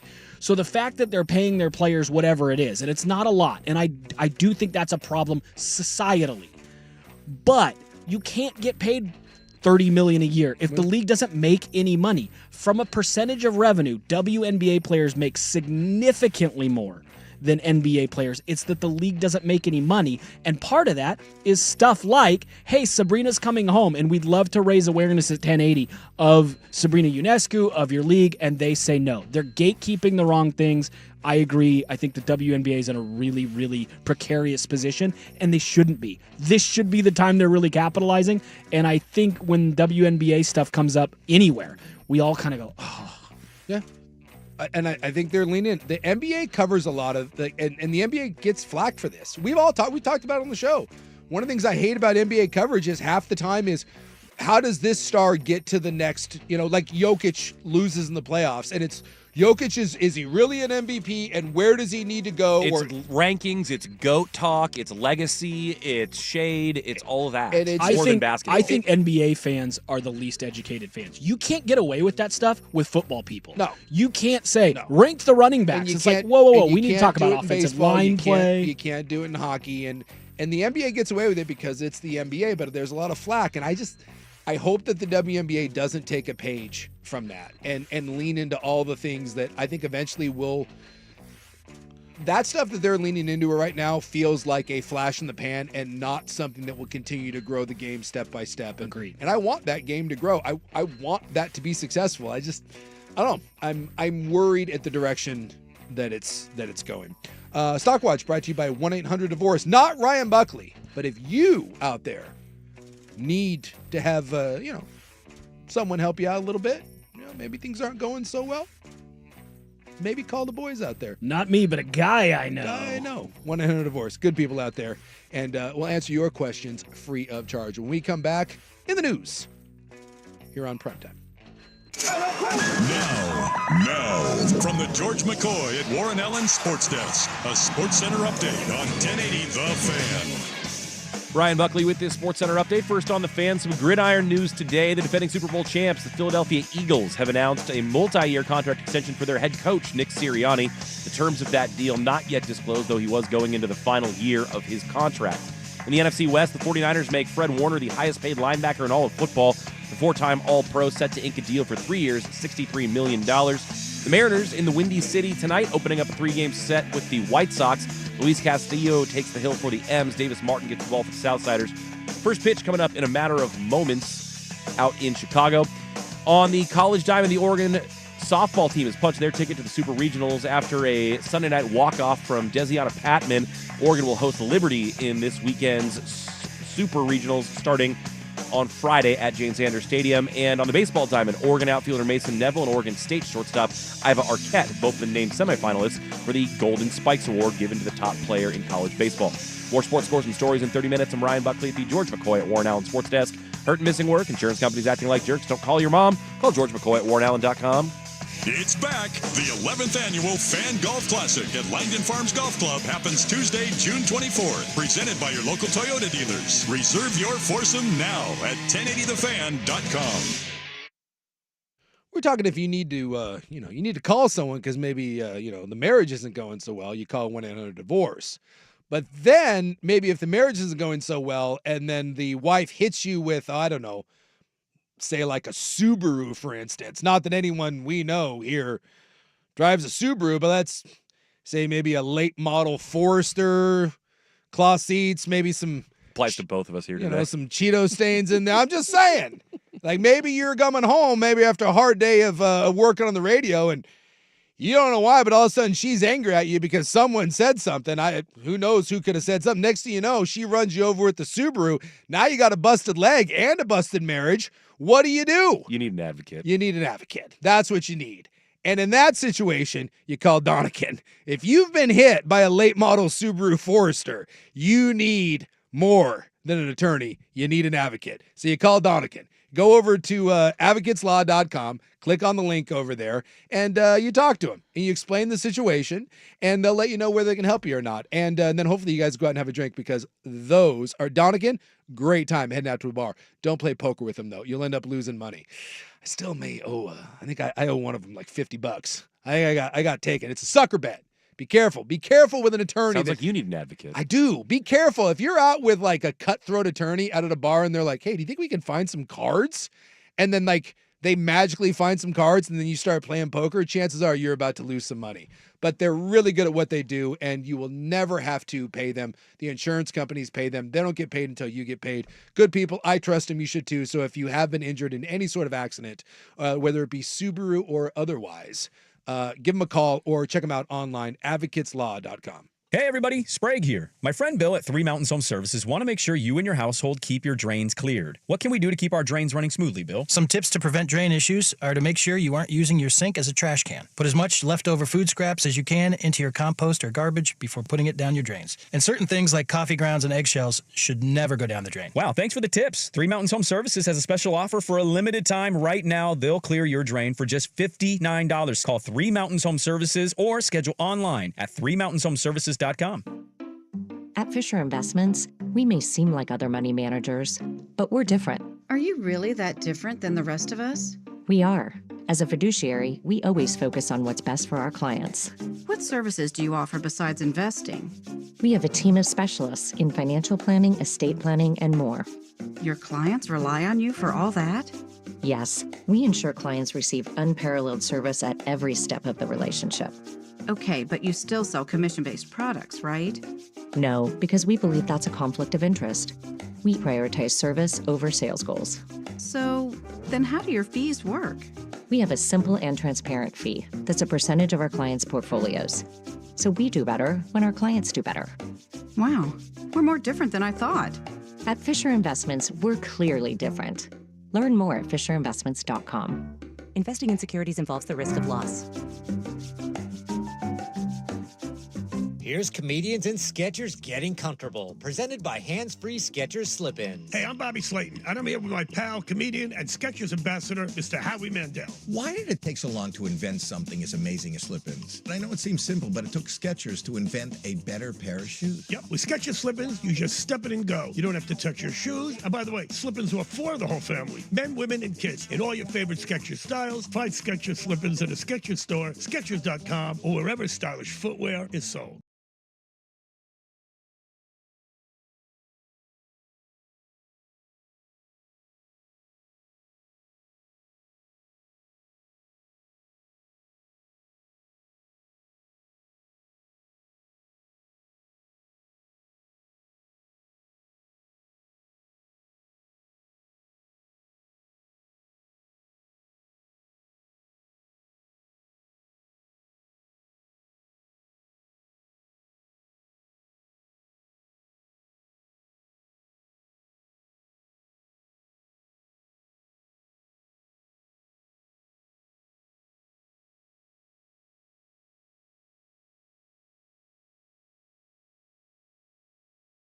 Running a little bit late, but that, as Rob says, now with the elimination of the Hot 5 at 5, we got a little more leeway. We got nowhere to be. But it is May 19th in the year of our Lord 2025, and that means it is time for In the News. I am your noted news contributor, sitting in for your noted newsman who will be in on Thursday, I believe.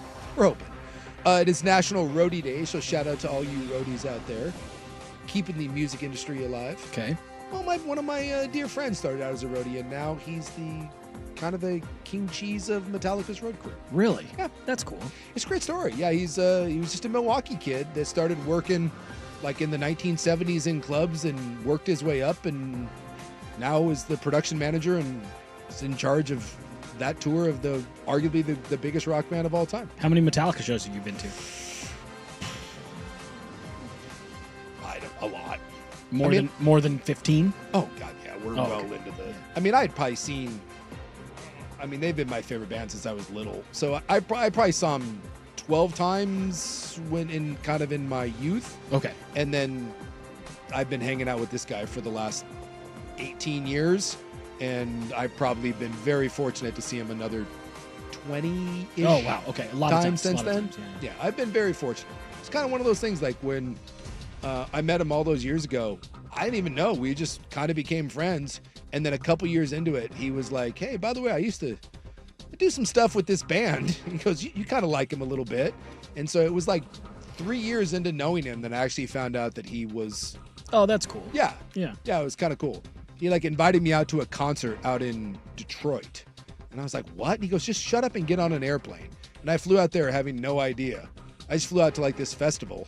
And that's when I found out. And I was like, what are we doing? It's like, what are we doing? He's like, this. And I just was like, okay. Yeah. So it was kind of one of those. That's cool. Yeah. He's a big Packers fan. And so we kind of started bonding over NFL stuff. And so like when we get together, like we talk NFL, and he's a big sports guy. And then, oh, by the way, you just happen to work for my favorite band of all time. Yeah. It's kind of one of those things. So shout out to the roadies out there. It's also National Devil's Food Cake. Okay. I'm more of an angel. I don't know the chocolate. The chocolate cake doesn't necessarily do it for me. And also, it is today the Ringling Brothers Circus premiered in 1884 in Wisconsin, by the way. Does that thing still happen? I don't think so. Has it gone the way of SeaWorld chatter? I think. Where animal abuse kind of thing, and it's gone. I went as a kid. Yeah, I did too. Multiple times. But I haven't heard of it being here in a long time. Cirque du Soleil is now like the go-to circus where no animals are harmed, only humans sometimes. I think the days of the traditional circus it certainly isn't what it was. Right. I mean, it used to be a thing I don't to go think to you the can circus. have like tigers like getting whipped and bears on unicycles and I think we've all figured out the only way to get animals to do that is like with a cattle prod and a whip. And so I'm sure there is some form of circus that still runs around, but yeah, it's not. It happens. Yeah, I think some of that is kind of. Did I take that the wrong direction? No, I just think the heyday. Was that supposed to be celebratory? And I went like, isn't that about animal abuse? Well, no, and plus I think think of that premiered in 1884. What else was there to do in 1884 for God's sakes? Right? Not die. Skip rocks. It's like, hey, what do you do for a living? Or what do you do for fun? I try not to get dysentery. Yeah. I mean, my God, it was the 1800s. Yeah. And like John Mulaney does a bit, like, used to go wave at cruise ships. Like, hey, what are you doing? I'm going to go wave a cruise ship goodbye. Like, there was nothing else to do. We've moved on. We've evolved. Yeah, the kids who, moved a tire down the street with a stick, that was, your activity. Yeah. That's pretty much what you did. Now we've moved on to other things, like blowing up porta potties. Authorities are investigating a portable toilet that was destroyed at a Northeast Portland park. Nice. Yeah. I liked this one. I love that this was one of the headlines on KGW. KGW received a tip about a porta potty at Irving Park, located near Northeast Fremont Street, that was damaged in an apparent explosion at 4 a.m. on Sunday. Now, how did that call take place? Someone called and was like, guess what? Little porta potty click. That's my favorite how part does is that that work? someone called KGW with a hot tip. Well, and why did they feel the need to report that, we have this exclusively? Why? Why do you have it That's an exclusively? exclusive that you will only find on KGW. Award-winning journalism. That someone at 4 a.m. blew up a porta potty, and it says that the police are investigating it and treating it as it's an intentional act. Do you think it was someone who just worked for KGW and wanted them to get the story first? Because they're like, why would I call the It's cops? like It's just a porta potty. It's an intern that applied for a full-time job. It's like, I got some scoop. Look Poop what I scoop. can get for you. Well, again, we talked about what else do you do?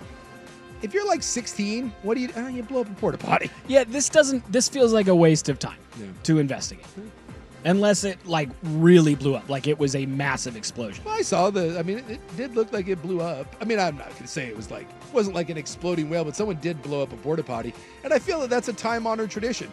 I feel like much like the circus from 1884, I feel like that's the real 1984 thing. I'm just surprised it made the news. It feels like tipping over porta potties and blowing up porta potties is probably fairly common, is it not? Second story down this morning when I looked on KGW, and it led off in the news. Hard hitting. When we come back, we have actually there's kind of some sad news. Oh, good. We got some My sad wheelhouse.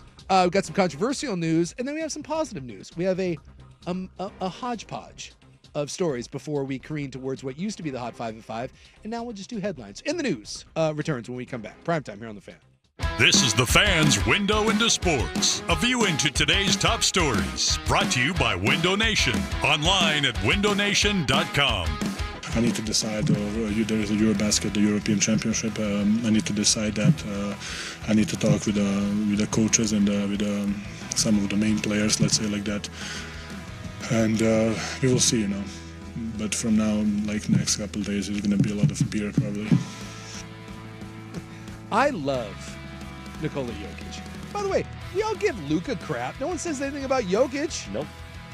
Well, yeah, man. What are you going to do? Have a lot of beer. Have some beer. Go tell the Nuggets to go get me a freaking bench. This Window into Sports brought to you by Window Nation this month. Buy 4 windows and get 4 windows free and a free door when you get a house windows. Call 866-90NATION or visit windownation.com for a free in-home estimate. That's 866-90NATION or windownation.com to schedule your free in-home estimate. The home of Dirt and Spray. I'm Dirt. You look at the team that got the number 1 pick, and they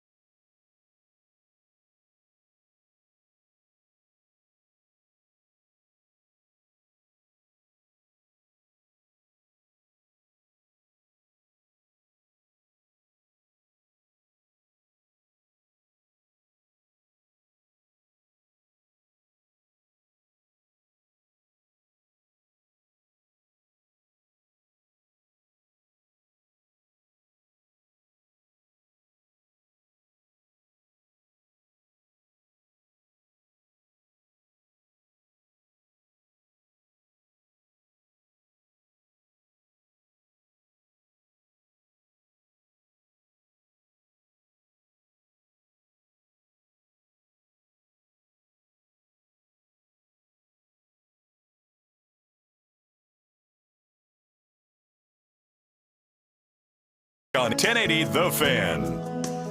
We miss Sachi. And this really is his time to shine. This is where Rob makes his money with Yacht Rock and In the News. But somehow, yeah, he can't come back to this song without commenting on it for a minute or two. Sad news. This coming from Sauvie Island. Multnomah County Sheriff's deputies arrested an 18-year-old, Aiden Hurd, for manslaughter after a UTV, like a side-by-side crash, killed a female juvenile passenger on Sauvie Island. They're not giving any details, but obviously I'm guessing because the driver was not severely injured and the passenger died, I'm guessing there was some sort of reckless endangerment going on. But just an awful thing, and it kind of made me think about it because we had one of these just a couple weeks ago where you see John Elway was driving a golf cart with his agent and best friend who was kind of standing on the back of it, and they had an accident. He fell off and died as well, but no charges in that one. But they did end up arresting this kid on Sauvie Island. They're saying the details are a little sketchy right now, but a girl was riding as the passenger in a side-by-side utility task vehicle early Sunday morning on Sauvie Island. And deputies from Multnomah County Sheriff's responded to a report of a person not breathing following a single vehicle rollover crash about 12:40, and it was on private property. And they found the juvenile girl dead at the scene, and they have arrested the driver and are going to charge him with manslaughter. They found her dead at the scene? Did they call? Did someone call? I mean, yeah, someone called. They called and said she wasn't breathing. They called and said she wasn't breathing, and then when the officials showed up, so, I mean, who knows? But, almost 1 a.m, private property. Okay. I mean, we don't know if the probably person kids left. drinking and probably something some awful drinking. happened. You'd assume maybe Something's because going on. that's what Yeah. obviously when you're charged with manslaughter, I'm guessing this wasn't. Yeah, like the John Elway one. Like literally, this just happened. The John Elway one. Well, it was weird. Like a week ago, I saw this and they said John Elway was driving a golf cart from like a charity event. Yeah, it was like a stagecoach party or something, like Yeah. down in the desert. And his friend was on the back of the golf cart and fell off of the golf cart, hit his head, and died. It was like John Elway's longtime agent. And that was my first thought was, look, John Elway's been known to be a little bit of a party guy. And so my first thought was, oh my God, like, was there alcohol involved in this? And is Elway going to get charged or anything? And they're saying, no, it was just a tragic accident. But in this one, charges are going to be filed, that's which awful. That's terrible. I mean, you think about how many times as a kid you did something dumb like that, whether you were riding on a scooter or you're riding on your... I mean, I knew a buddy that lived down on property and they had four-wheelers, and dude, we used to do all kinds of crazy dumb stuff. And you think that because it's a little side-by-side or a gator or a little four-wheeler that nothing bad can happen, but... It's not a real vehicle. It's not a real car, but it is. It is until it rolls over on you. Right. It was just like one of those things where I was just like, oh my gosh, that was really, really just a tragic story. And the fact that, now you got one person lost their life, and now this young man who's 18. Two people's lives. Lives are forever changed. 5 people arrested in an undercover child predator sting. Washington County Sheriff's officials conducted a child predator sting where investigators used multiple dating applications and social media sites and other online platforms to pose as underage boys and girls. And they caught 5 dudes who their mugshots are about what you would think. This is the... Come here, why don't you have a seat? Sting, right? Yeah. So we got Rami McFarland, 24 of Portland, Carl Bodwin, 45 of Hillsborough, Glenn Guthrie, 65 of Gladstone, Jose Romero Lopez, 25 of Beaverton, and David Vici, 49 of Wallowa? Don't know where that is. Wallowa? Wallowa? Do we know where Wallowa is? Isn't that a county? Did you just take Aloha and add a W to it and think no, that's how you it's not say it? Walla Walla and it's not Aloha, but I think it's Wallowa. Okay. It's WALOWA. And I'm looking through this. First off, I'm glad that they're out there, because for every one of these dip S's that gets caught, you got to imagine that there's 1,000 that don't. Yes. So I do like when we see these sort of stories. But I was looking at some of my guys here, especially the dude that's like 65, who looks exactly what you would think an online 65-year-old child predator looks like. I can't pretend to understand what's going on in the mind of a child sex predator because, well, you're a child sex predator.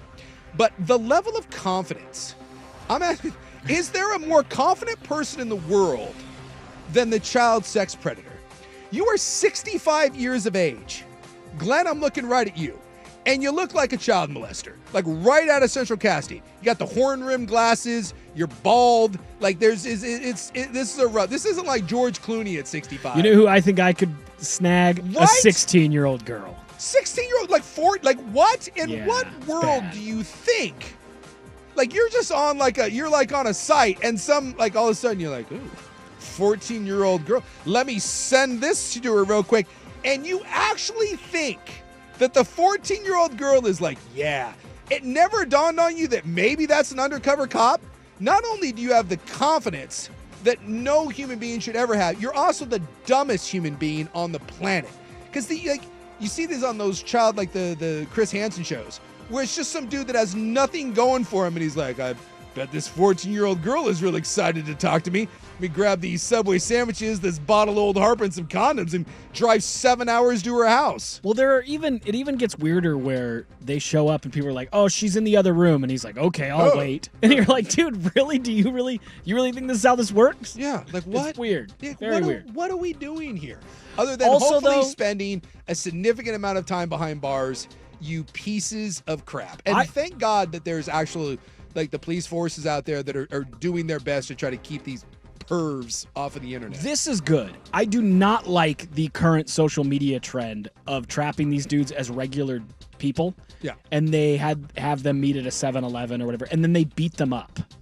Have you seen that? Yeah. They're all over everything. It's like this vigilante justice where someone who's not in law enforcement tries to lure a weird predator, and they lure him to like a 7-Eleven or a gas station or something. And they're like, alley whip. And they're like, "Hey, who are you looking for?" And they like say a name, and then they just whoop them. This is a whole like kind of new thing on like social a TikTok media. Genre. Vigilante It's a justice, genre. Like you swing a bag of doorknobs at them?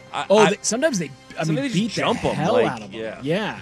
So they go and they say, "Are you so-and-so?" And they're like, "We caught you trying to," and they don't call the cops. They just beat them up and post the fight video on social media. And they're everywhere. So child predator getting his ass kicked good. In this way, just call the police. Just call the police. What happens if I'm at a 7-Eleven and I'm going to pick up like a white monster, delicious by the way, and someone's like, I think that's what they're doing. let's say I'm getting a peach mango bang then. Wait, why are all the energy drinks? What are we doing? Why are all the energy drinks really, really uncomfortably named? Like I'm in there and someone's like, "Hey, are you Jason?" And I'm like, "Yeah." And then next thing you know, that's not like what it is. 9 guys are swinging bags They of doorknobs. film at you me. and they're like, "Are you the guy that was talking to so-and-so?" And they catch them because they purposely make it a weird spot. Like, meet me in the back of the 7-Eleven. Like, so you walk up Meet and me you're on in the this back aisle and- in front of this brand of chips. And Right. then like one person's hanging out there for a couple minutes. That's It's what I'm obviously saying, them. but The Again, problem the is sometimes the predator wins the fight.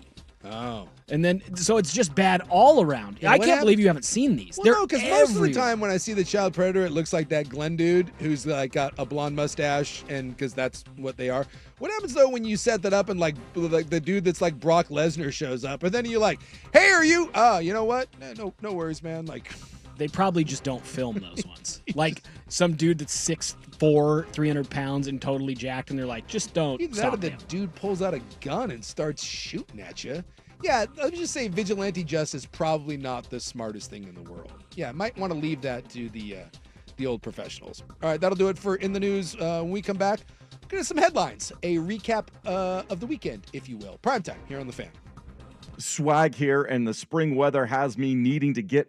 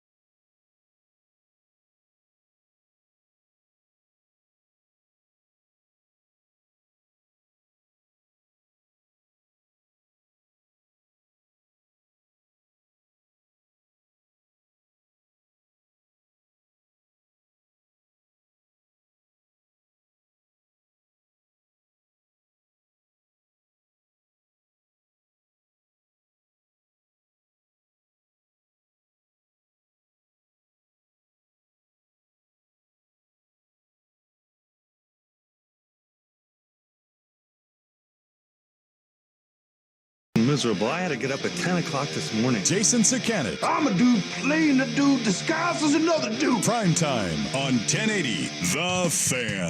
Welcome in just after 5 o'clock. Great Monday.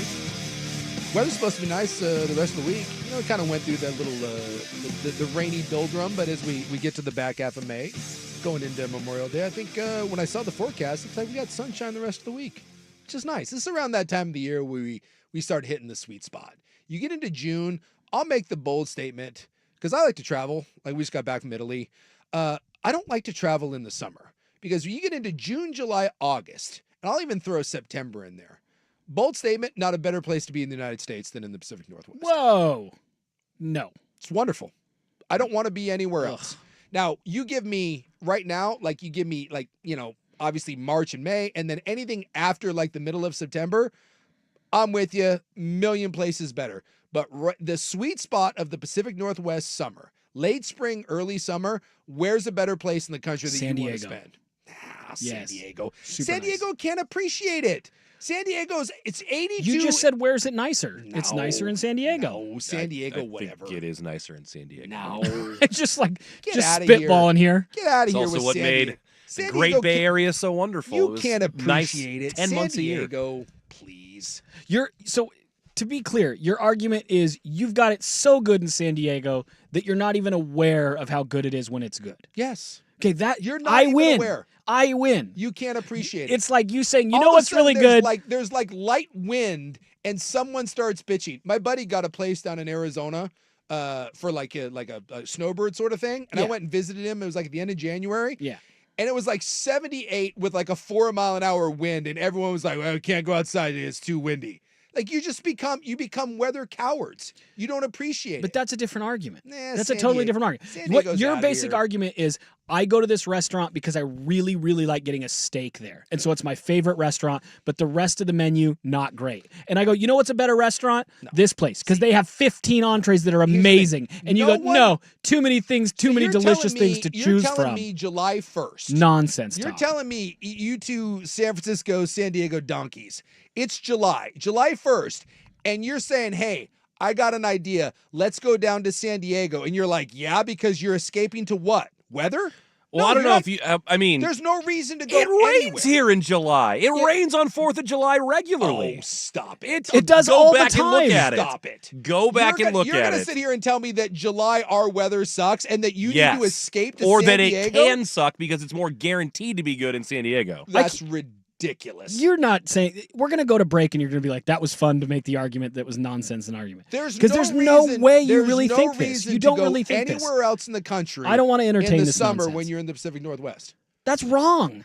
Why would I leave the 3 months? Like, it's anyone that goes They might to still Hawaii, be the best months, but that doesn't mean they're better What than you're saying them is elsewhere. these are the only 3 months that are good, and I live here, so I have to justify how precious these months are. So I don't want to travel then. I'll travel the rest of the 9 months when they're crappy. And Buckley and I are saying, yeah, but even in those 3 months, man, asterisk, because sometimes you get surprised by really crappy There's weather no rain and rain ever in on San July Diego. 4th. There's nothing in Less of a chance than here. You know where else the less of a weather chance. sucks? The most overrated weather city in the country is San Francisco. Yes, that's actually That San is the Francisco weather summers are cold. If but you start- inland, You have the nerve to sit here and try to compare San Francisco. I'll take another bold statement. Our weather better than San Francisco's. on the water. on the water in the city of San Francisco, Portland better than San Francisco in July, no question. Yes, that's fine. You picked a place that's known for being kind of bleak and gross. There's a reason Alcatraz was built there for the world's worst prison. Yeah. Or the United States' worst prison. San Francisco's weather sucks, just in general. That's not a great weather city. Are you trying to make we're 49er fans. We're not fans of San Francisco weather. If you want to hit me where it hurts, start talking shit about or stuff about Subarus again. Now, I will say this. Why would I leave? This is the only good answer.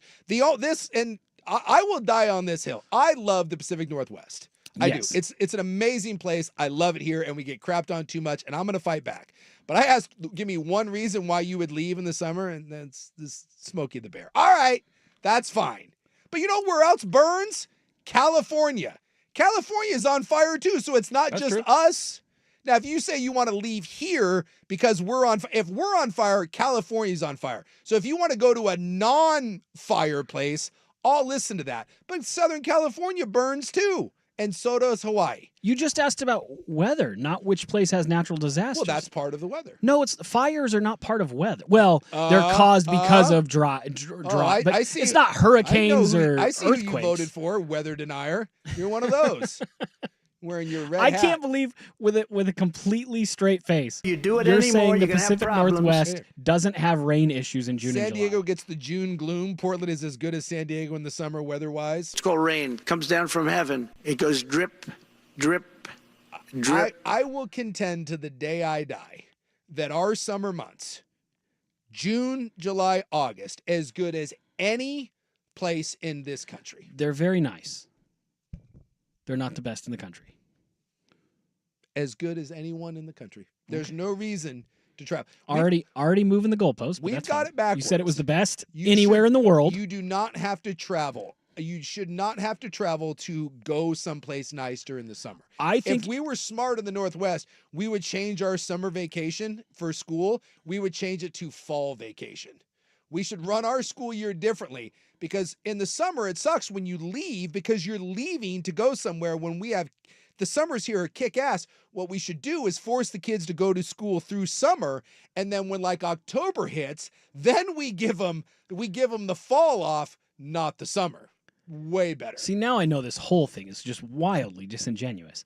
I think if you live in a place, you have to believe in your soul somewhere that there are a few good months that make it worth it. If you don't, you want to live somewhere else. And I kind of think that's what you're doing right now. And when in San Diego, what do you do? Like, besides being like, oh, it's nice out, what do you do in San Diego? Everything. You can be outside all the time. So can you here What do you in mean, the summer? go to Mexico? And I can go to the beach. I can go to the mountains. Yes. I can get everything. In San Diego. It's nice here. How many It's not times the can nicest. I jog along a waterfront and look at a Navy ship and be like, oh, it's San Diego? Heavens to Betsy. If it's beautiful every day, you can run outside every day. I like to go for runs. And you know when I run a lot outside? In the summer. You know what I have to do a lot in the winter? Find a treadmill. I'm not because I talking can't about the winter. run. Right. I'm saying and those what I'm 3 months. saying We're better is than I'm officially even in declaring the we're summer. better than San All Diego. right, whatever. We're the new San Diego. I'm not doing this. We're the new San Diego. How long till we go to break? We need Ron, a are new you topic. paying attention? Nope. This is absurd. It's time to go to break. There we go. Zook is correct. Summers in the Pacific Northwest are damn near unbeatable. Says people. There you go. There you go. Unbeatable. And I do love the summers They're here. very You nice. just can't unequivocally say it's the best around. Pacific Northwest And you person threw says out- Pacific Northwest is best. Okay, wow. I'll listen to some arguments, but you brought up Get out of here with San Diego. That was literally the first city. San It took Diego's- one city. San Diego's so overrated. San Diego. Okay. That's why everyone leaves San Diego. It's Bush. San Diego's Bush League. Okay. As soon as we go to break, you'll be like, I didn't mean any of that. I mean it all. I'm going to, you know what's funny? I mean is when every we come last back word from of it. break, I'm going to tell everyone that you apologized and said you were wrong. There will be no apologies. Even I'm not even if it doesn't apologizing. happen. I'm not apologizing for the Pacific Northwest. We're going to come back and I'm going to be like, right during that break, Suk immediately I'm said, not you gonna guys are give you right. no Obviously, cookie. San Diego's better. I Upper left. apologize. Upper left. It's the best. For I 3 got months. something's on. Maybe 3.5 months. Upper left. We come back. Headlines. Primetime here on the Fan. I do knew that. It's back, and it's sure to sell out fast. Your local Toyota dealers present the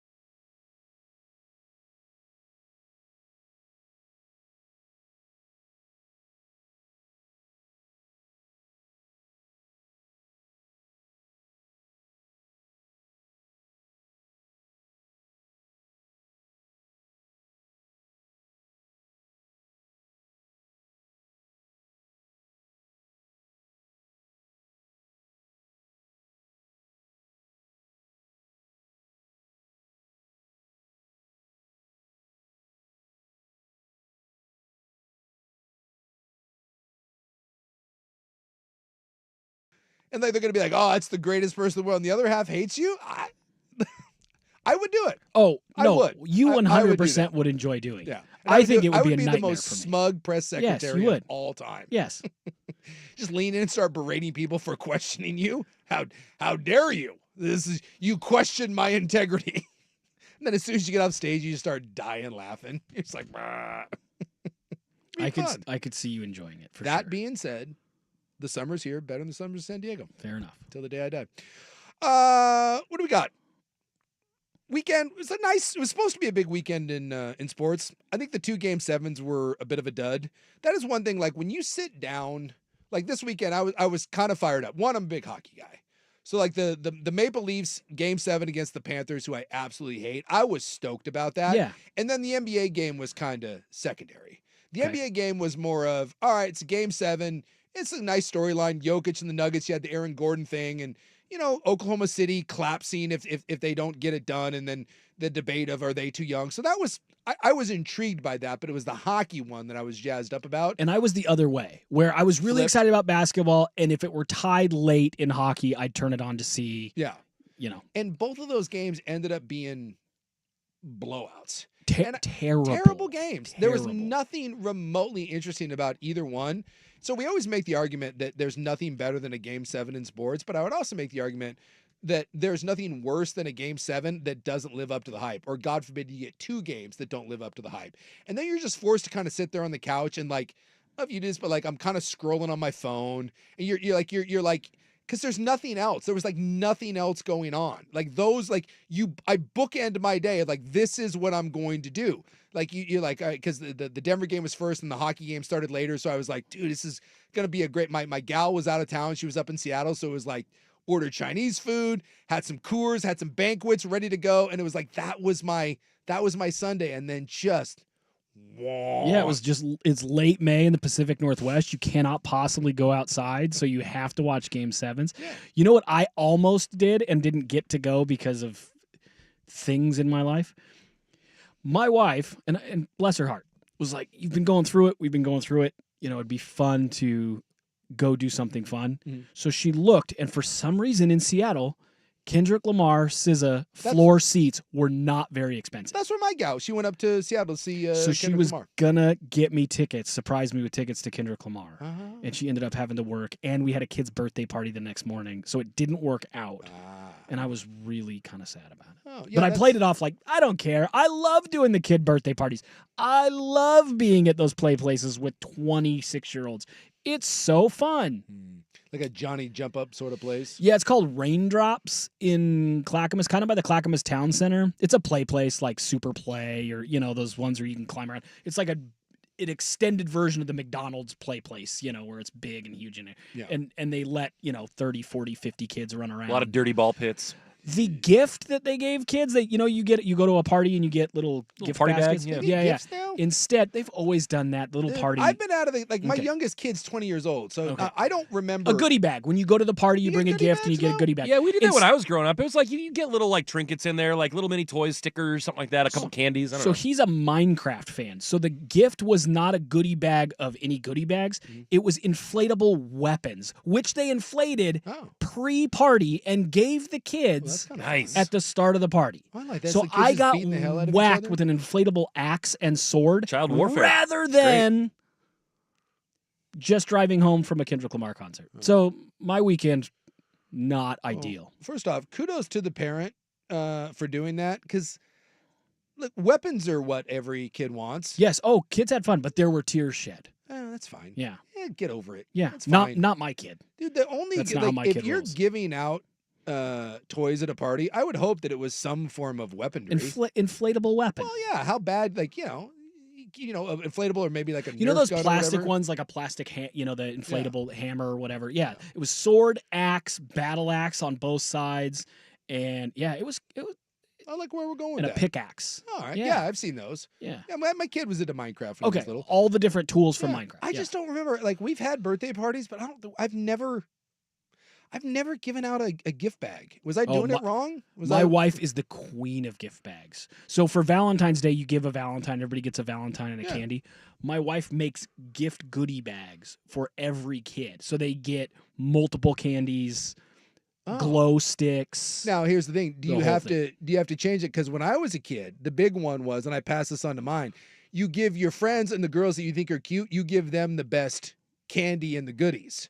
Like And the best cards. Yeah, you could always tell who you liked in the class based on the quality of the Valentine. Yeah, You whether don't it was give- the quality of the pencil, the candy, Yes. the Yeah. ring, the whatever It's very it is. important. You don't just give we're not Russia. This isn't socialism. Yeah, No, you give out like the best candy, or like you said, the best value. It was very important for you to sift through and find the Spider-Man. Or like this gal gets my Charizard sticker because it's the most Exactly. important one out there. You get a Three Musketeers and you get a Snickers. Yes, I'll tell you right now that if you got that 3-pack of Whoppers, that's what I thought of you. That's Yeah, a real, yeah. That's an That's a FU. shot. That's a shot across the bow because they make you give every kid like You have to give them one candy yeah. each. And if I really didn't like you, you got the busted sucker of shame.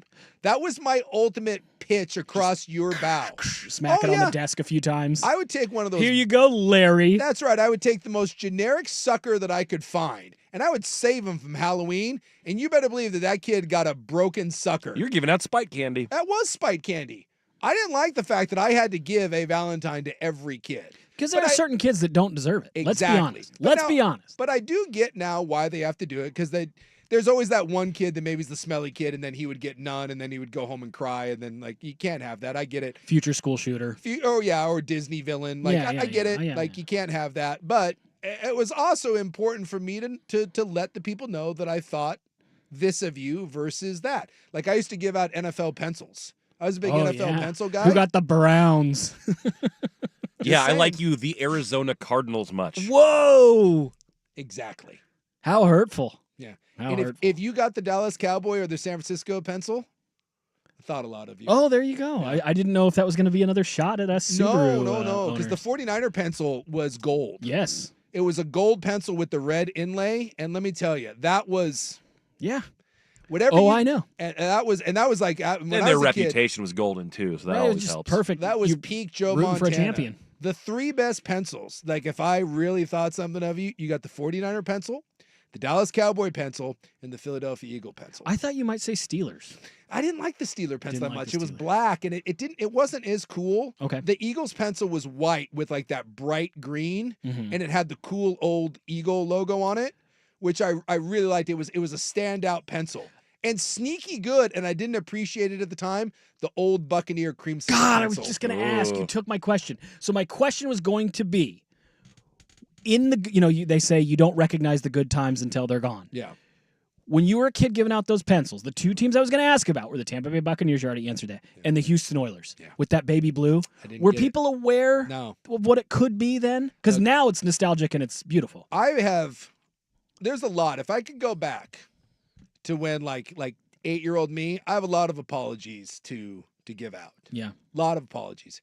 Ken Sears, I'm sorry. I came over to your house just to play with your He-Man. Ooh. I had no desire whatsoever to hang out with you, but you had a massive He-Man collection, and I wanted a part of what that was going on. What if he's listening right now and he's putting on lipstick and crossing your name off his hate list like I'm Billy sorry. Madison? You lived down the You road apologize from me. to him. That's good. I didn't particularly like you, but you had Castle Grayskull. He had Battle Cat. He had Castle Grayskull. That man's toy collection he had the was squad. He had everything. Okay.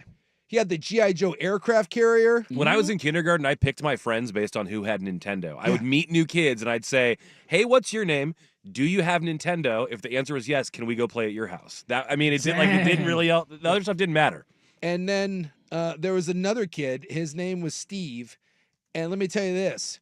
I actually liked Steve, but I couldn't hang out with Steve because his mom took all the weapons away from his toys. Oh, that's terrible.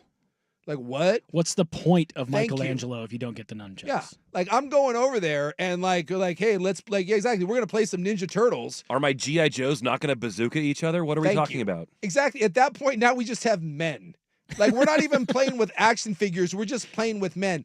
To the point, I went over there once and he had the Star. You don't remember this, but the old Star Wars figures, they had a lightsaber that came out of the hand. It was like built into No, his I've seen this. forearm. I've seen this. Yeah, his mom took the lightsaber out of the arm. Oh no. So at that point, we just had Darth Vader with a hole. Like at that point, you're just creating awkward moments. You just have a dude with just a hole. Now we're just playing with men. Stump Vader. We're just playing with men with holes. And I'm sorry. Smiles and glory holes. We couldn't go over. He'd be like, hey, you want to come over and play? And I'm like, You were playing with what now? playing with holes. That's not exactly what you said. Yeah. Okay. You can't do it. I already marked it. And those are the apologies that I'd like to have. The other one is I did not appreciate too many people got an Oilers or a Buccaneers pencil, and that was a I don't like you, and because I didn't realize. If I could go back, that Buccaneer pencil should have gone to a pretty girl. Yeah. That should have That was gone. an olive branch of friendship is what that was. That should have gone to like Kate Van Wetzel or something. She should have gotten the Buccaneers pencil. I didn't appreciate it at the time. I didn't. They weren't very good. The No. logo was cool, but the team wasn't. I didn't think and at the that's time. I thought probably it was what lame. And now looking back on it, it's a missed opportunity. Yeah. What could have been? I get it. Had I declared my love with this sweet creamsicle Tampa Bay Buccaneers pencil. So it's very important. Like those sorts of things when you were a kid, that was like consumed my thoughts. It was a simpler time back then.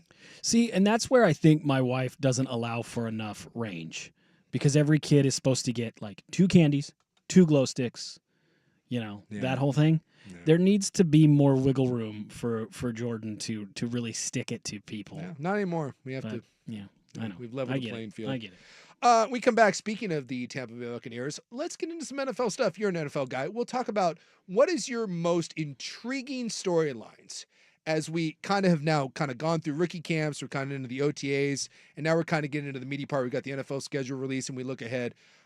And we've got some guys that are getting paid now. Let's take a look at what you think the Andrew Nemec top storylines as we look ahead to football season, which, fingers crossed, right around the corner. It goes very, very quick. You fingers crossed me, and I thought you double birds me. No. That was good. I appreciate that. Football will be here before you know it. I'm excited. Yes. And I think it's going to be a good year. And I think there's some really interesting, like I said, there's some interesting stories going to the NFL. I want to see kind of if yours line up with mine. Primetime here on The Fan.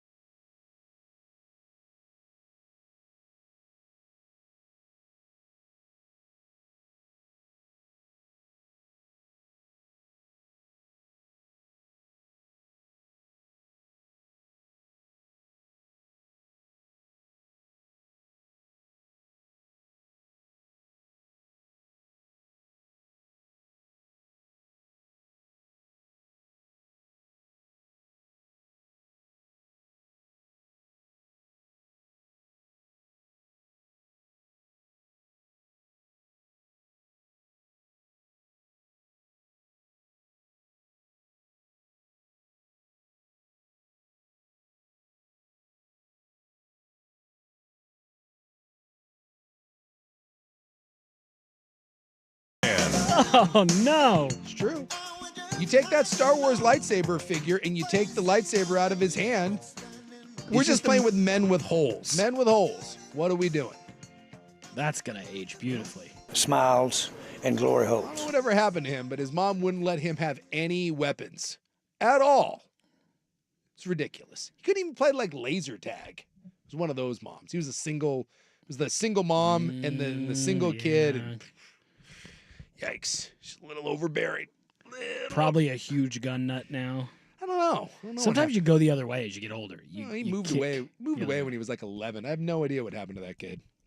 So we're talking NFL because the Game 7s were an absolute dud. And I saw today the 49ers, your San Francisco 49ers. So last week they signed Brock Purdy. This week, or today, they signed Fred Warner. Fred Warner. Best off-ball linebacker, $63 million. So San Francisco has gone all in this summer. Basically, they paid Kittle, they paid Purdy, Trent Williams is sticking around. So they paid their core.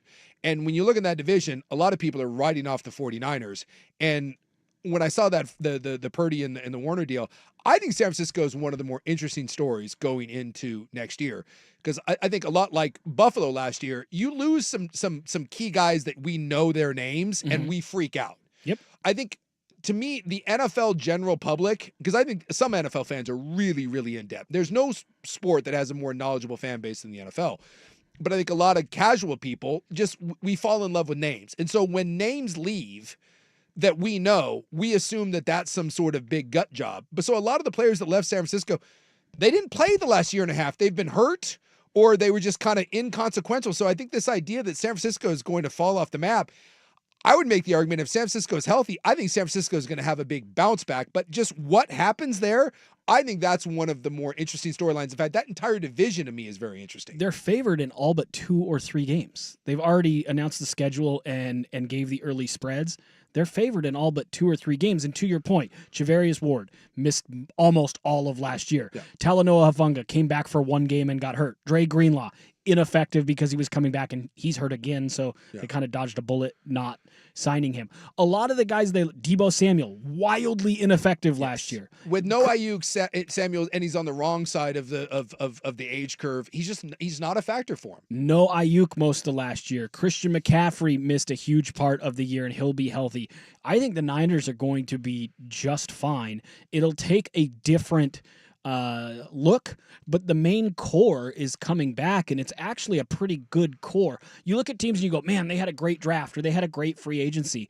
Just the Niners getting healthy, and I know we don't count them as free agents, but Fred Warner played on a broken ankle most of last year. Yeah. If you just count the pieces that are coming back, it is like they've gotten an influx of multiple all-pros. They should be pretty good. They should win 12, 13 games. And you look through their schedule, it's one of the more favorable schedules. It's the easiest schedule in the NFL, according to last year's records. Yeah. Because and the they other finished fun last year. quirk about that schedule, they don't play a team coming off the bye all season. Not once. Right. So you look at their schedule, they're going to be favored at Seattle more than likely. New Orleans, Arizona, Jacksonville to start. Yep.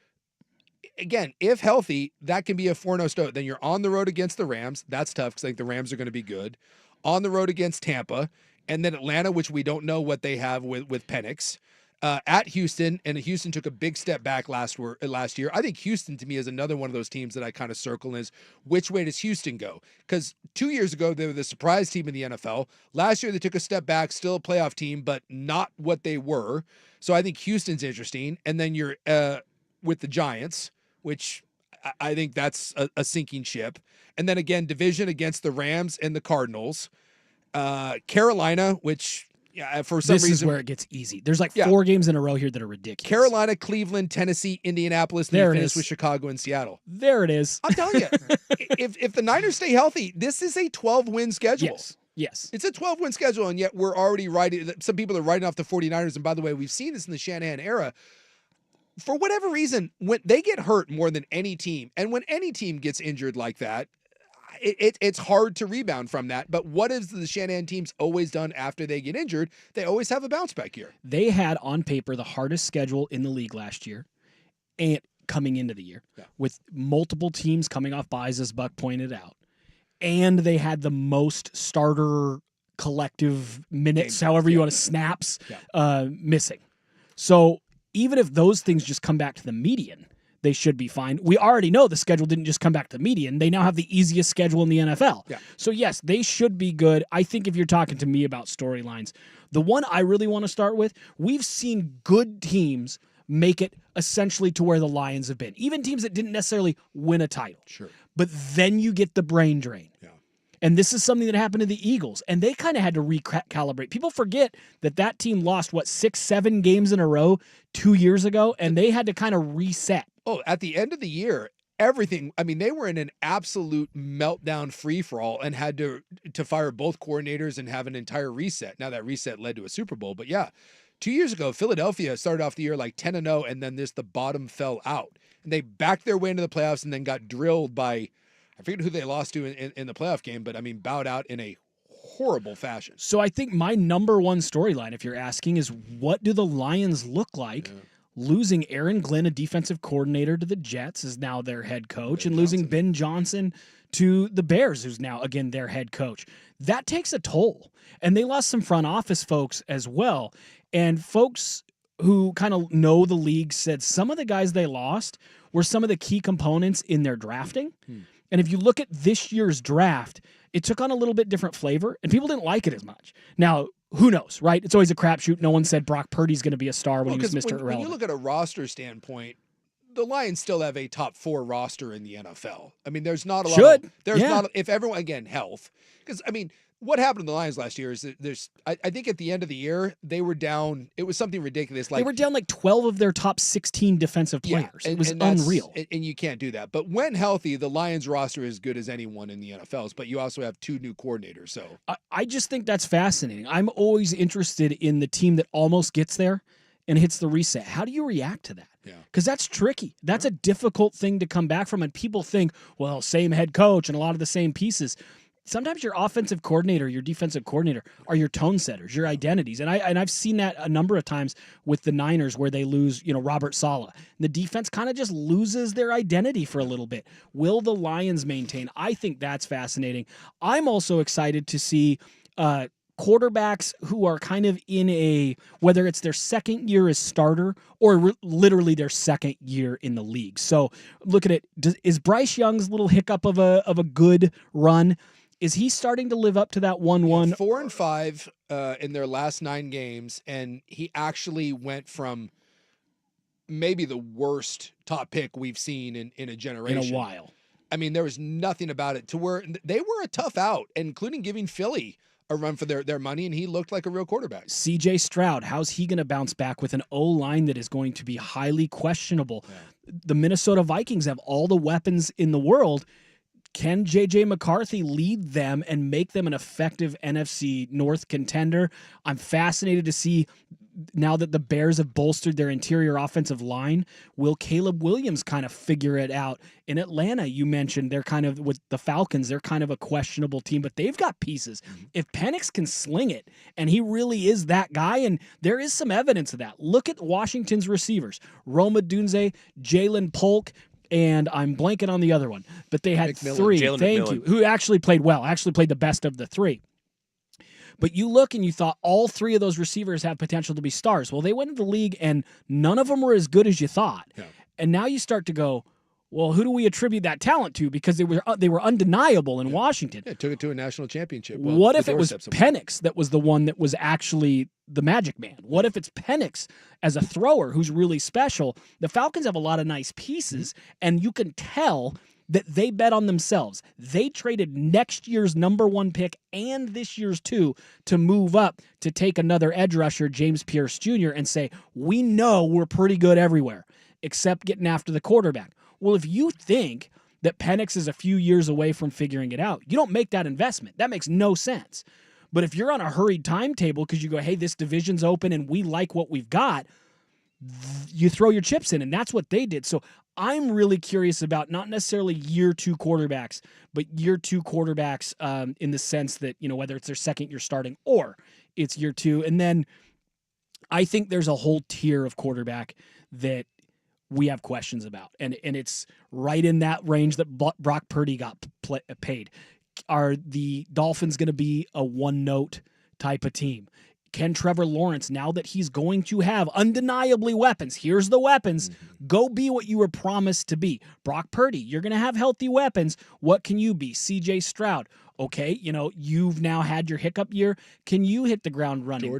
Jordan Love is another great example where he seems like he's got 5 number 2 receivers.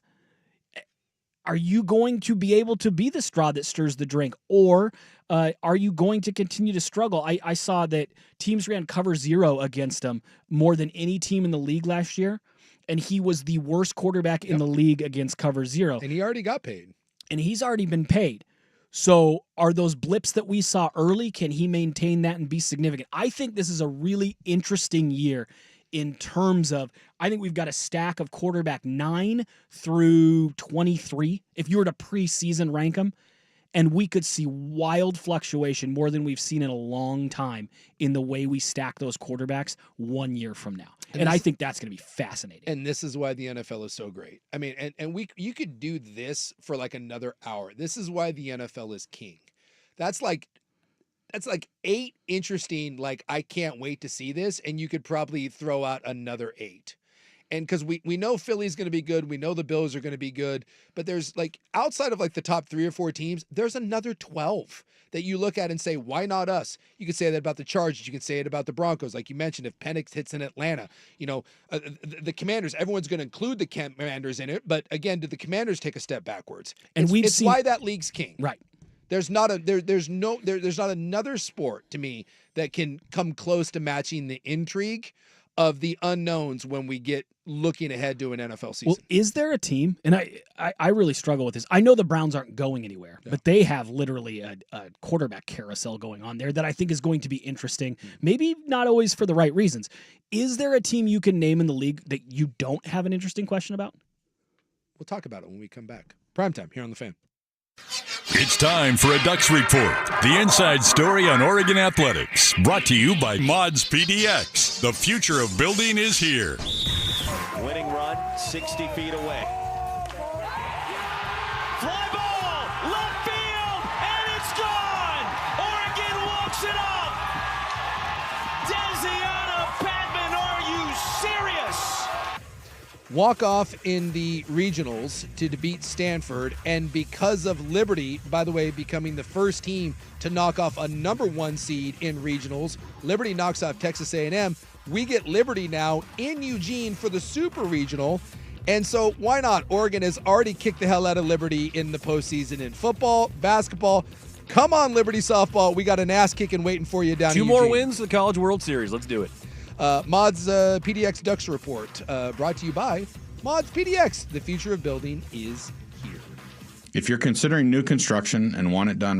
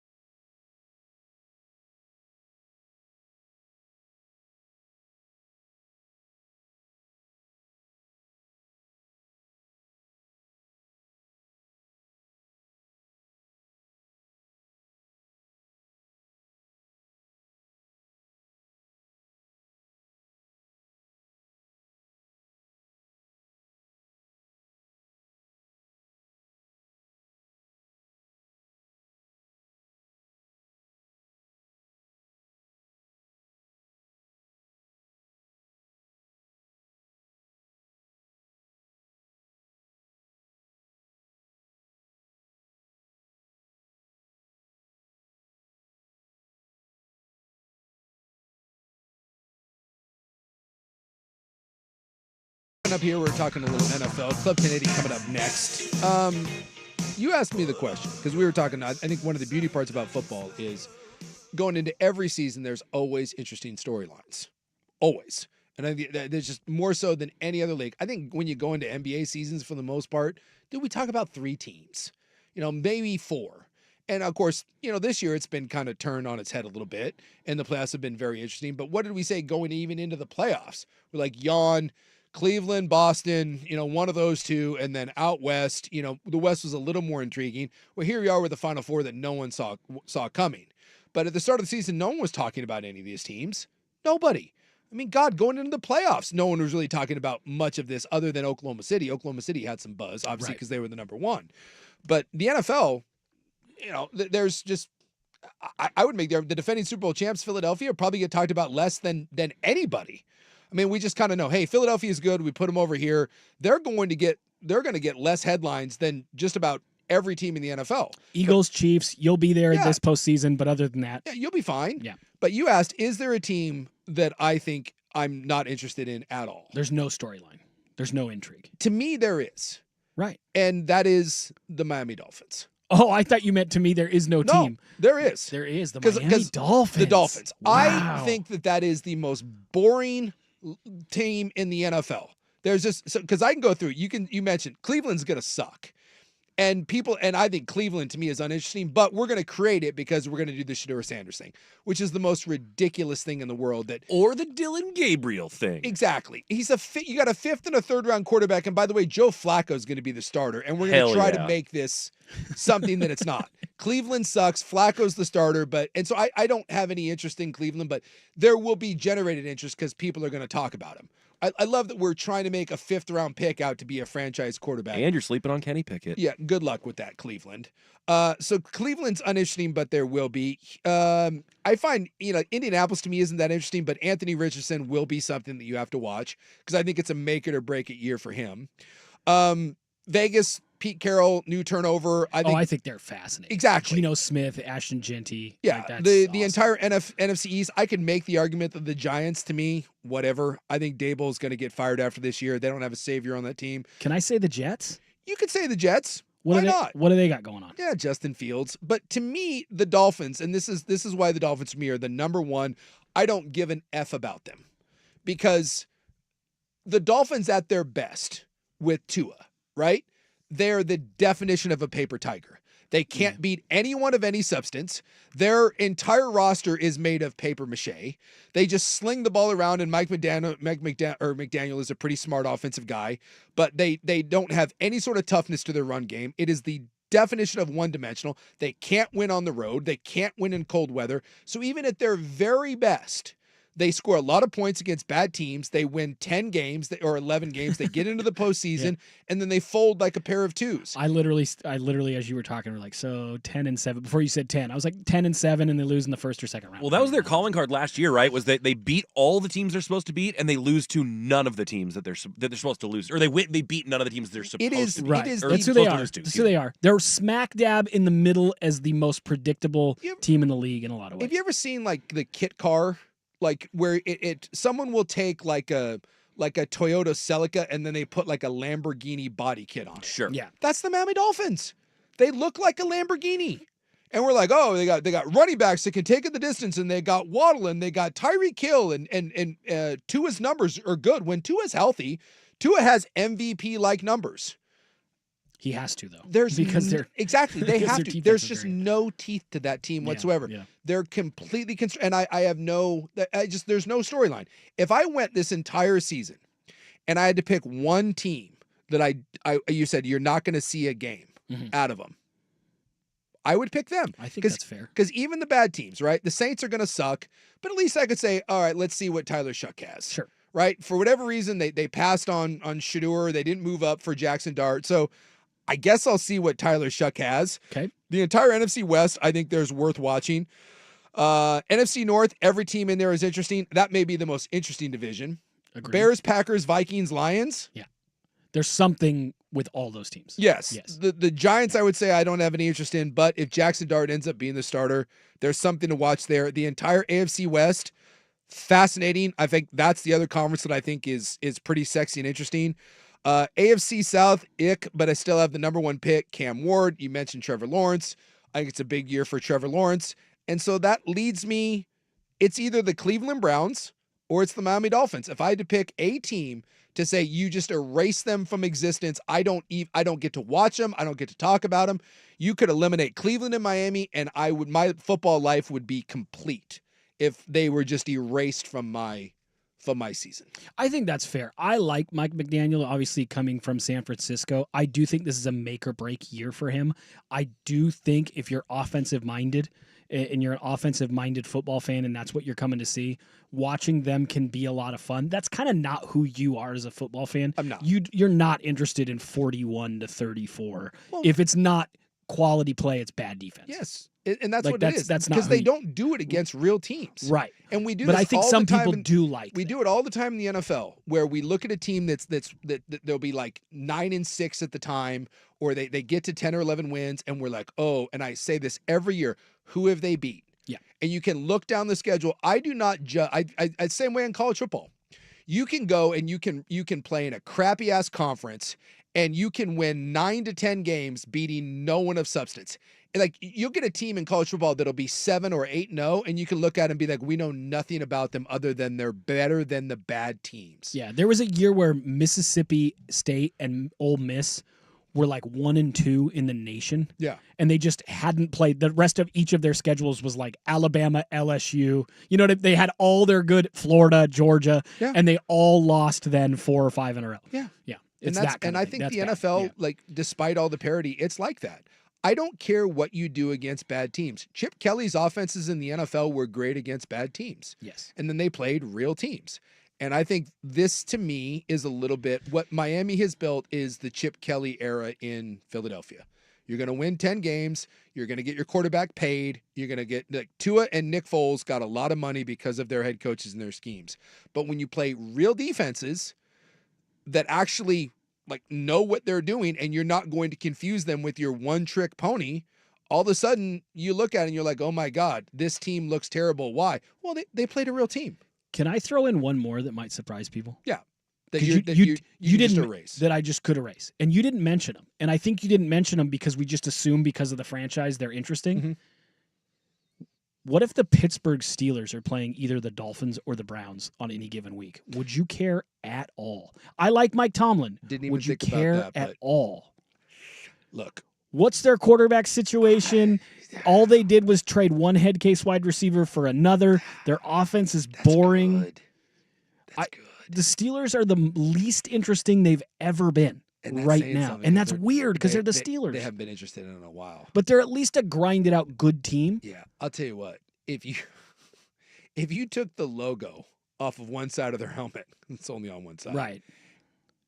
And that was just a generic team, that's a good argument. The saving grace for the Steelers is they're the Steelers. They're the Steelers. Yeah. But you're right. That it's the same. Everything I said about Miami, minus the offensive kind of brilliance and being able to put up a lot of they're points. the Browns right now. They're too similar to the Browns. TJ Watt is Myles Garrett. Yeah. And then what do you have? I didn't even think about that because you're right. It's funny because I was even looking at because they're the Steelers. I was looking at standings. Yeah. And I was literally just going through like conference by conference.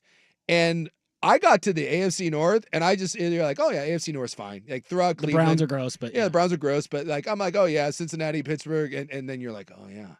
No. And God forbid if it's Mason Rudolph. Right. Yuck. I mean, that's a valid point. They're a walking Thursday night game.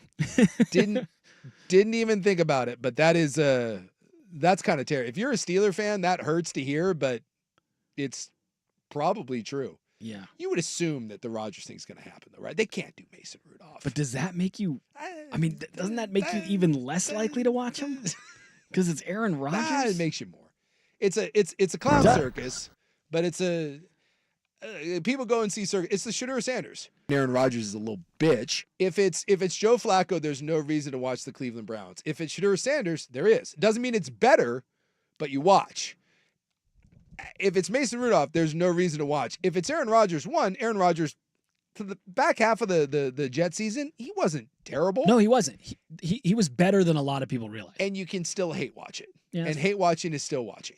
Yeah, I will not be watching the Steelers and the Jets, and I won't be watching the Browns and the Dolphins. Any of those matchups that there will that be may Steelers happen, I'm games out. that my TV will be allergic to. All right. Club 1080 coming up next. This is the story of the one. As a safety manager,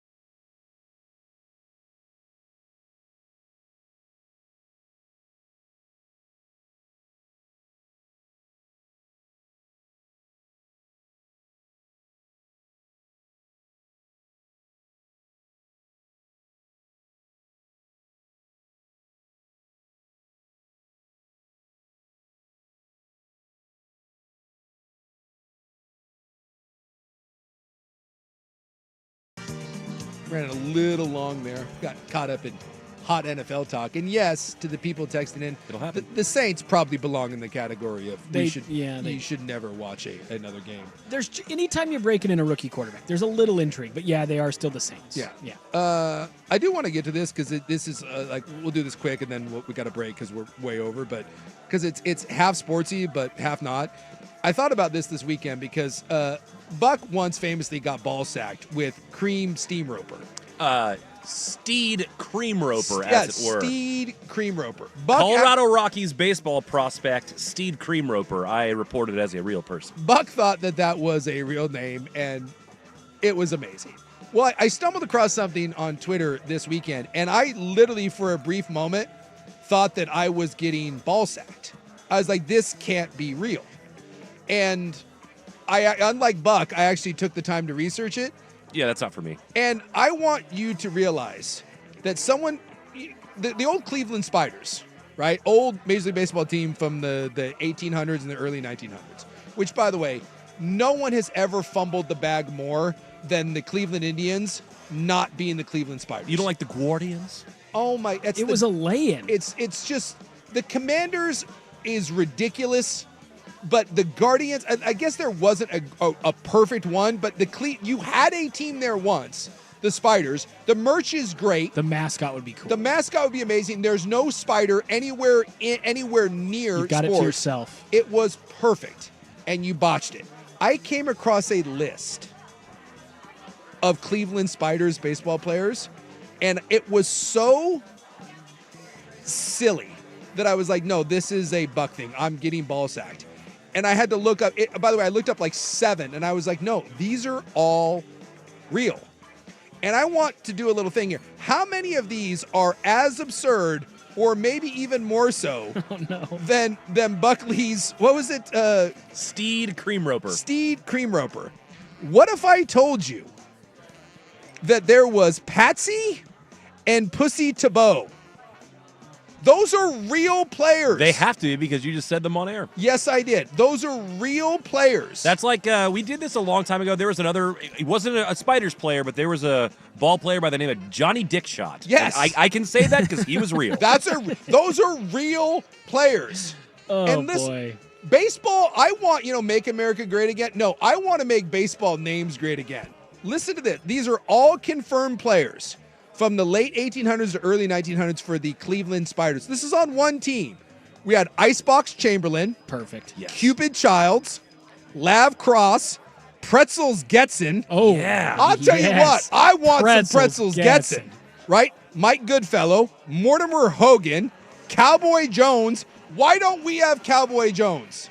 Why isn't Cowboy Jones starting for the New York Mets right now? If Chipper Jones' first name wasn't Chipper, because that's good on its own, he could have easily, like if his name was Jack, he was Jack Jones. His name is Larry. He could have been Cowboy Jones. Yeah, but Chipper, they weren't going to say, you should be Cowboy instead. Right. But I need someone in my life. Hey, who you hanging out with? Oh, Cowboy Jones? That's some bitch. We're going to have a great old time. You should just nickname Schultzy Cowboy Schultz. Yeah, well, but there's just something about the Cowboy just Jones pick somebody that just works. Okay. And then we go into Sport McAllister. That's good. Right? Chippy McGar. That's good. Which, again, sounds made up. It's not. Cinders O'Brien. Love it. Cinders O'Brien. Fantastic. He's a catcher and he's built like a brick. You know what? If there was a cigar shop named Cinders O'Brien, I'd buy all my cigars there. That's where you go. Yes. That's where you go. Smoking lounge? And I want the guy working there to be Cinders. Yes. Hey, where are you going? Cinders O'Brien. What? Oh, yeah, old Cinders. Like, no one does it better than that guy. Ollie Pickering, fantastic. Crazy Schmidt. Luis Sacaleas. And then we get into the Taboo brothers, Patsy and Pussy. Phenomenal. I love it. No notes. No notes, just those two. You imagine a 6-4-3 double play involving those two guys? Patsy and Pussy Tebow to Peekaboo Veach, which, by the way, is another one. Yeah, if you've got a peekaboo and a pussy on your team, yes, there's some turns of double plays that would be quite wild. Ratsy White, that's great, fantastic, and I know this is it's not nearly as outrageous, but it might be my favorite one, which again, I need someone in my life, Highball Wilson. Highball Wilson? Highball Wilson. You know what? So this has inspired me to look up old-timey baseball names, and a friend of Highball Wilson, Cannonball Titcomb. Yes. Wow. You're telling me a battery? Highball Wilson throwing to... Cannonball to Highball, Highball to Cannonball. It's just... Yeah, this is good. Baseball used to... We need to go back. That's why it was America's pastime. It was People are like, America's- we need a pitch clock. No. You don't We need need the Patsy and Pussy twin. That's right. And you need a guy named Peekaboo Veach throwing to Highball Wilson is what you need. You need Cowboy Jones roaming left field is what you need. Dude, I got Jeff McNeil playing for the Mets. Whatever. Give me Cowboy Jones. Juan Soto. Give me Peekaboo Veach. That's what I need. The Mets need every now and then you get one like Oil Cam Boyd. I think right now, like Rowdy Tellez or whatever. Yeah. Rowdy Tellez, yeah. Yeah, Rowdy Tellez. He could be a part of this. Yes. But he's like, he would be like, okay, you're not on the all-name team. You're kind of on the bench, but we'll leave you there. But that's about as good as it gets right now. You know what I was always disappointed about is that B.J. Upton, the player, B.J. stands for Boss Man Jr. Because his dad was known as Boss Man. He should have gone by Boss Man Upton. Yes. That could have been really good. Immediately, it becomes my favorite player. We need more of this. Like, Albert Pujols was great, one of the greatest ball players of all time, but it was just like, it's Albert Pujols. You throw him a cool name like Highball Pujols, oh, that's old Highball. Yeah, that's good. All of a sudden, he becomes fantastic. I'm looking here at Possum Whitted and Snuffy Sternweiss. Gosh, yeah, why? That's it. When you get drafted from now on, when you get called up, you get a new name, so you can be a normal prospect, but once you're called up, you get a jersey that has a different name on it, and you have a new name. Because football's getting we had Kool-Aid McKinstry. Yes. The coldest to ever do it. Pig Prather was a corner from Mississippi State on the same team as Pork Chop Womack, who was an offensive lineman. We need more O-linemen named Pork Chop. We had we had Pork Chop Robinson, right? 2 drafts ago. Wasn't that the kid from Penn State? His name was just Chop. Oh, Chop Robinson. There we go. By the way, Rob called him Pork Chop. That's why. Yeah. Yes. Yeah. Rob doesn't know anyone that's in the Rob draft. Pork Chopped him. But yeah, Rob Pork Chop. But again, more people named Chop. Yes. It's fantastic.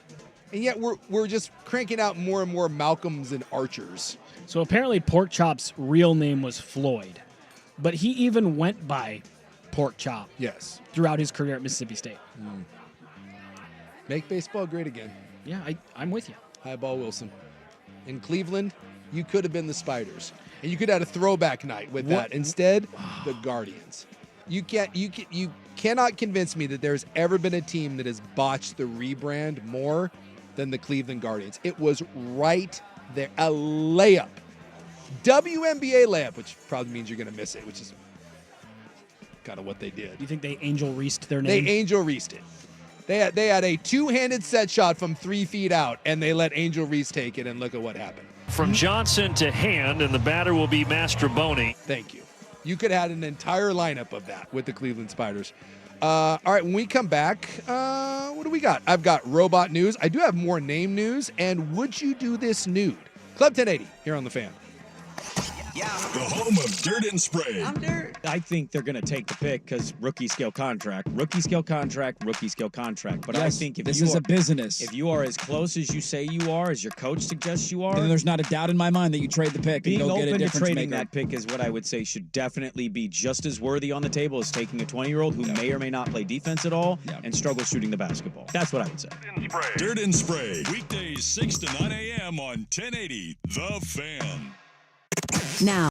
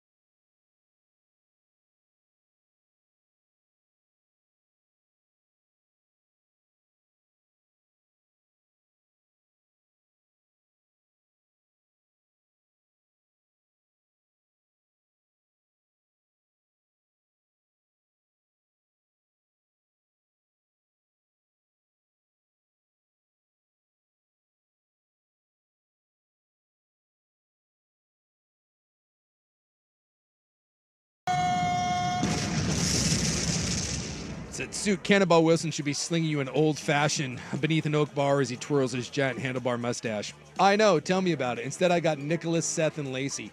Those are my bartenders. I'm just going to start making up. By the way, you know you got a good bar when you know all the bartenders. I'm just going to start. Or you're an alcoholic. It's possible. only one hey, of the two. Hey, when you talk about them, they write in. I like where you're going, though. You got to give the staff at Jerry's old-timey baseball names. Yes. And Nicholas is especially, he's a Giants guy, too. You'd appreciate it. He's a big Giants guy. But it's Nicholas. That's like, Nicholas, nah. Giving him, He's got to be like Nicky Two Pops or exactly. something like that. There needs to be something That's there. his mafia name. That's not his baseball Yeah, that's right. name. You just mafia named him.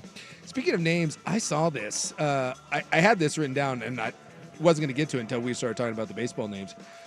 Did you know that for the 6th year in a row, there is 2 names, male and female. The top name, they do this every year. The Social Security office cranks out all the names.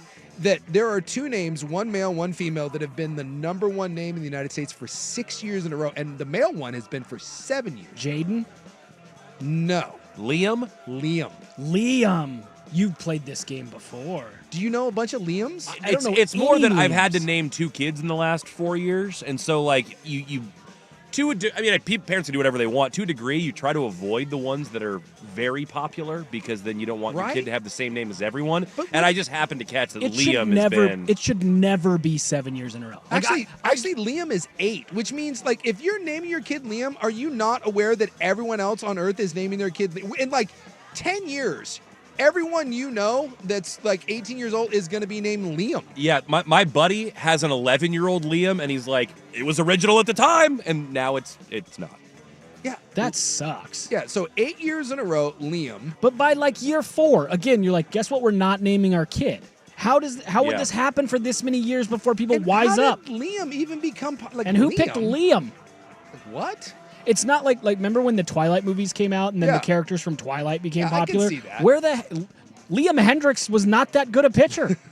I guess Big Oasis fans out there, Liam Gallagher. Yeah, Liam Gallagher. Who else? The lesser talented Hemsworth brother. He's Liam. Sure, yeah. A lot of Liams. And now on the girls' side, you want to guess the girls? Because for 6 straight years, the number 1 and number 2 girls have stayed the same.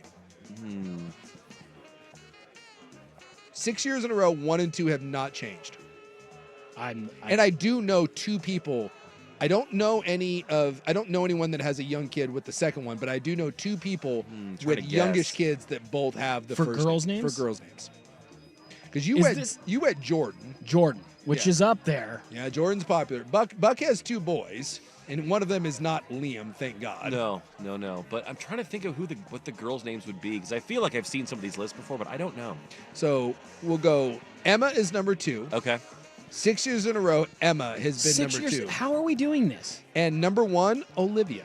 Yeah, there's a lot of Olivias. I know some Olivias. And so... And Jordan's got a couple of Olivias in her class already. Yep. So the girl's name, Luna, slipped out of the top 10. Luna was in the top 10. It was replaced by Sophia. Sophia's another one. Sophia is the first time that it came in at number 10. It's the first time it's ever cracked number 10. So this is for girls. Olivia comes in at 1, Emma 2, and those have been rock solid. Amelia makes a jump. Amelia goes from 10 all the way up to 3. One of Jordan's friends is Amelia. From 9 to 4, Charlotte. My mom, by the way. Charlotte. Well, actually, my mom's Boole, but she changed it to Charlotte when she came over because she didn't want to be Boole. That's like one of those when you come over from a foreign country and your name's Boole. Yeah. You know, you don't want to be Boole. Right. So she went with, her middle name was Enchilot. And so Enchilot, they made it. Boole Enchilot? What was her maiden name? Holmstrom. Boole Enchilot Holmstrom. She was a Swede, for God's sakes. I mean, there's a lot going on there. Boole Enchilot Holmstrom, so they changed it to... That's like a Cleveland Spiders name almost. It is. Yeah. And believe me, I call my mom nothing but Boole. I found out when I was like 12 that my mom's name was Boole. Old Boole can play a mean hot corner. Had no idea. Interesting. My grandmother came over for like my brother's graduation. And called her Boole. And she brought with her her Aunt Edna. And and my Aunt Edna spoke no English, and so she kept calling my mom Buell. And I thought that was like Swedish for something. Yeah, nickname. Yeah, nickname. And so it was her aunt, so I thought it was like, what And I was like, why do you keep calling her Buell? And my grandmother was like, what? And I'm like, what does that mean? She goes, it's her name. And I was like, excuse me? Like, you're 12 years old, and I just thought my mom was Charlotte the entire time. And I was like, are you freaking kidding me? And my grandmother was like, no, her name it's Buell. And I was like, that's the greatest thing of all time. And so immediately I went up to my mom and I'm like, just so you know, I'm never calling you anything but that. And my mom was all pissed about it. And here we are 30 plus years later, I call her nothing but Buell. My grandkids her grandkids, she's Buell. Yeah. You don't get a gift like Buell and then great. just turn it away. I found out I had a great uncle named Rocco Sirocco. Yeah, you just hold on. Hell yeah. And by the way, they are Italian from Chicago, and a couple of my great uncles were actually part of lower levels. That's an elite We're name. in the mafia. Yeah, it's a great so name. it's a mafia uncle named Rocco Sirocco. I mean, it's like, come on. Sometimes you just get a gift. In fact, I got a bulldog, and she's passed now.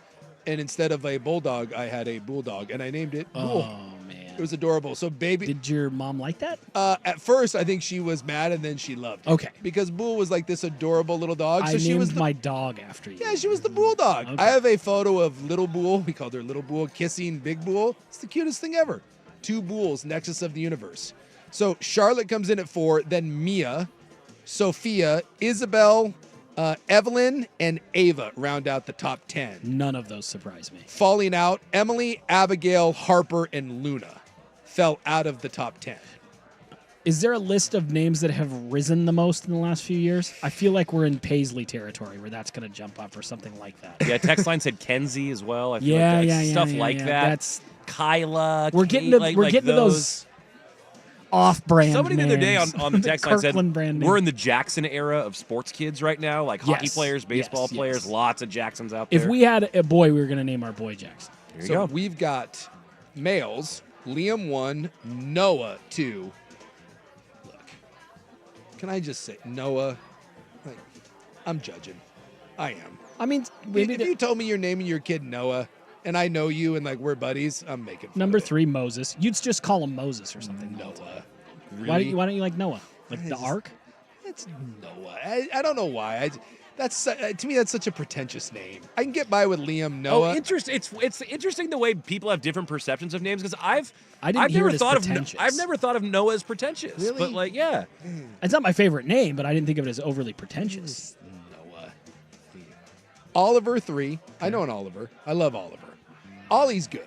I can get behind Oliver being number 3. One of the coolest kids I know is Oliver. Theodore, number 4. That's what Dirt named his kid, Teddy. Oh yeah, Teddy. And then the old reliable, and this is so I have Eiserman, but he went by when he was young, James. James is rock solid. That's probably the first like old timey name in either one of these lists. So James comes in at number 5. Wait, and didn't you say Emma was like number 2 for girls? Emma's an old name, isn't it? Where was Emma? Emma was. Didn't you say Emma was 2? You think Emma's like an old timey? Isn't Emma? I think it's been around for a while, but it's ebbed and flowed as far as popularity is concerned. But like when I'm thinking like Michelle, Stacy, Celeste, Dolores. Yeah. You're like, not talking. James, I think, is always just going to be a popular. Yeah, that's fair. So I've got a James. Okay. That's my boy. He goes James Eiserman James. He used to go by James, and then he goes by Eiserman, which warms my heart. I gave each one of my kids because I didn't have my oldest I adopted, so I didn't have a say in that. So I gave each one of my Balotkas that I named, I gave them a unique name and a normal name. Yeah. And then as you get older, you choose. Yeah. Because not every kid wants to be. How does that something. work on the birth certificate? You just made their middle name the unique name, or you put both? It was so we did one of each. So Oren, my daughter Oren Ishii, her first name is Oren, and then hers is Lily as the middle name. Okay. And then with Eiserman, it went the other way. My wife wanted James to be the first one and Eiserman. Okay. And so when he was little, I called him Eiserman. Then when he got to school, he did not like being called. Well, no one could pronounce it. It's YZER. So he was a shy kid. He did not like having the unique. It was like an extra barrier socially to Yes. get through. So he always went by James. And then when he got to college, because I've always called him Eiserman. He's Tiny Y. This is my Eiserman. So when he got to college, and kind of like even in high school, he kind of embraced it, and now it's Eiserman. But he goes either way. So I just always figured you want a unique name, and my daughter is just always, when she was little, she just thought Oren was awesome. So she just has always gone Oren. I just figured it's a safe play because not everyone wants to be the weird name kid. Yeah. And so you can go by Lily, you can go by James, you got a little something, and now both have kind of gone. Like Lily and James Potter? Yeah. Yeah. And my oldest is pissed because she just got 2 boring names, and I was like, I don't know what to tell you, I wasn't around. I didn't get a chance. Look up one of those Cleveland Spider names and give it to her. And then Henry comes in at number 6. Love Henry. Henry's solid. And Henry's an old name, too. Come back around for sure. Plus Henry, you can go Hank. Big fan. And then how about this? This is like kind of like I think this may be the most interesting one on either list. Mateo. Mateo is the 7th most popular name. So my little niece, because my brother who passed away is named Matt, and they had a girl, so they named her middle name is Mateo. And she's a girl. And I was like, I don't totally get it, but they like it, and that's fine. I had no so idea. there's a Mateo in the middle name there. I had no idea that Mateo was one, but So Mateo's there. it's becoming a thing, I think. Elijah, Lucas, and William round out your male list. Falling out, Benjamin fell out, Alexander fell out, Mason fell out, Jacob and Ethan all fell out. So there was more shifting in the males. Yeah, no Jaden or Jordan, thank goodness, because those were up there for a while. Nope, none in there. Logan took a bit of a tumble as well. Logan fell out of the top 10. I know a Logan. Michael took a bit of a plummet as well. That's more of a traditional one. So some traditionals fell out. Some of the other ones rose up.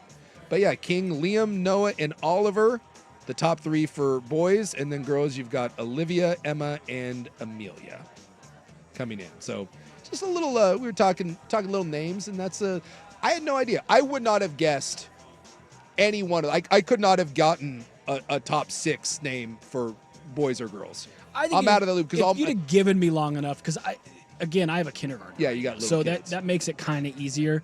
But I would not have guessed Liam, and I wouldn't have guessed Liam 8 years in a row or whatever. Yeah. Get it together, people. 8 years in a row, Liam. Again, if your name is number 1 for multiple years in a row, do something else. How does it get to even 6 and 7 before people are just turned off by it? There is no name that's that important to me that I would be like, I know it's 7 years in a row where it's the most popular name in the world or in the country, but I'm going to just do it anyway. Because unless it were a family name, then that's the not only even then. You don't think so? I barely like my family. No. I barely like my family. Like if it were an homage to someone that you cared about, you might stick. Who would that be? I don't know. You should meet my family. I don't know them. You might be totally out. Again, no, it'd be funny. You came to some sort of family event and it's like, I get why Nimick didn't name his kids after any. Oh yeah, family. you're awful. I'd never name a human after you. Yeah, not really. I have a nice family. I don't. That's not how we roll. We don't name after our family. Yeah, this guy said, God, this is terrible. He said, my wife had 2 miscarriages. I'm so sorry. But he said if either one of them had been a daughter, they would have gone with Olivia. So, yeah, yeah, 7 Costanza. That was one of those. Well, like Maze, right? Like that was the one that Buck was kicking around. Yeah. Right? That's a cool 7? Name. That's no, a cool, Maze. Yeah. No, Maze is what we went with. Yeah, that's what I'm saying. Yep, Maze. So, like, that's a cool... I like that name. I'm glad I said I liked it because that's what they went No, with. But I genuinely do like that But name. to us, it was like unique but also simple. It's not complicated, no weird spellings. It's there aren't many. It's got meaning, but it also isn't so over the head with you're it. a Giants fan and you love, Willie Mays. I And mean, so there's something behind it. And he was, by all accounts, a good dude. So, yeah. That was, I went with Eiserman because I just thought it was... I always wanted to name a boy Eiserman. I just thought that was a really cool... Super unique. He's my favorite player. He's a super good guy, and I just always thought that was I like unique names because I got named Jason, which... Jason Steven, which is the 2 lamest things. And we've talked about what you could have been. You could have been Ken Wolf. Ken Wolf, which, again, probably it would have been Ken, but Sven. I was this close to being Sven. I'm like, why? Sven is so much better than Jason. So I always wanted Eiserman. I just always thought that would have been a cool name. And every time and if you don't know, Steve Eiserman is a hockey player, which is where I got it. So I just thought when you said Maze, I was like, oh, when Buck first told me that, I was like, dude, I did the same thing. And I didn't necessarily take the page out of your book, but we were like kicking around names that kind of just sounded like that. And I was like, ooh, I know somebody who did the sports name thing with the last name and they loved it and it's great. I'll go with that. And every time I cross because we go to Canada a bunch. Yeah. And I love every time we cross the border and I hand them the passports. They're so happy. They're just they just beam every time I hand them over the passport and they look through mine and then they look down and they just you can see the look on the guy's face and he grins and he's like looking in the back. I'm like, there he is. And it's always the best border crossing in the world. It makes the guy's day or the gal who's ever working it because they're like, I've never seen that. And I'm like, there you go. My Buck, homage. you mentioned that Willie Mays turned out to be a good guy and that helped. There's an episode of Seinfeld that they don't show very often in which Elaine is dating a guy named Joel Rifkin, who's a serial killer. Yep. And she says, they're thinking of names that he could go by instead. And she suggests, unironically, because it hadn't happened yet, OJ. That he changed his name to OJ. I remember that. It's like, wait a minute. They're like Dion. It's like OJ. a nice, safe name. It's like, oh boy, how things can change. Yes, Willie Mays a good guy. All right. When we come back, would you do this naked? Club 1080 here on The Fan. Now, from the George McCoy at Warren Allen Sports Desk, a Sports Center update on 1080 The Fan. Ryan Buckley with this Sports Center update. First on The Fan, some news in the NFL today. The Philadelphia Eagles signing their head coach, Nick Sirianni, to a multi-year contract extension, though the details of that extension not yet known. In the NFC West, the 49ers make Fred Warner the highest-paid linebacker in all of football, inking him to a 3-year, $63 million extension. Over on the diamond, the Mariners back in action tonight. They are opening a pregame set in the Windy City against the White Sox. They currently have a 5-0 lead at the end of the 8th inning. They'll be looking to hang on there as J-Rod with a grand slam in the top of the 8th to give them that 5-run cushion. Meanwhile, on the softball diamond, the Oregon ladies punched their ticket to the Super Regional with a walk-off blast from Desiana Patman on Sunday night over Stanford. Oregon's going to host Liberty in the Super Regionals starting on Friday at the Jane. And on the baseball diamond, Oregon outfielder Mason Neville and Oregon State shortstop Iva Arquette have both been named semifinalists for the Golden Spikes Award. More sports scores and stories in 30 minutes. I'm Ryan Buckley at the George McCoy at Warren Allen Sports Desk. Hurt and missing work, insurance companies acting like jerks. Don't call your mom. Call George McCoy at WarrenAllen.com. The Hot Corner, now in its new time. Tuesdays at 7 after Isaac and Sue on Portland's sports leader, 1080 The Fan. Hey, it's Souk, and for many of us, it's happening. Your hair is thinning, the crown's disappearing, maybe hair loss has you feeling like your identity is lost altogether. Well, I've got good news. It's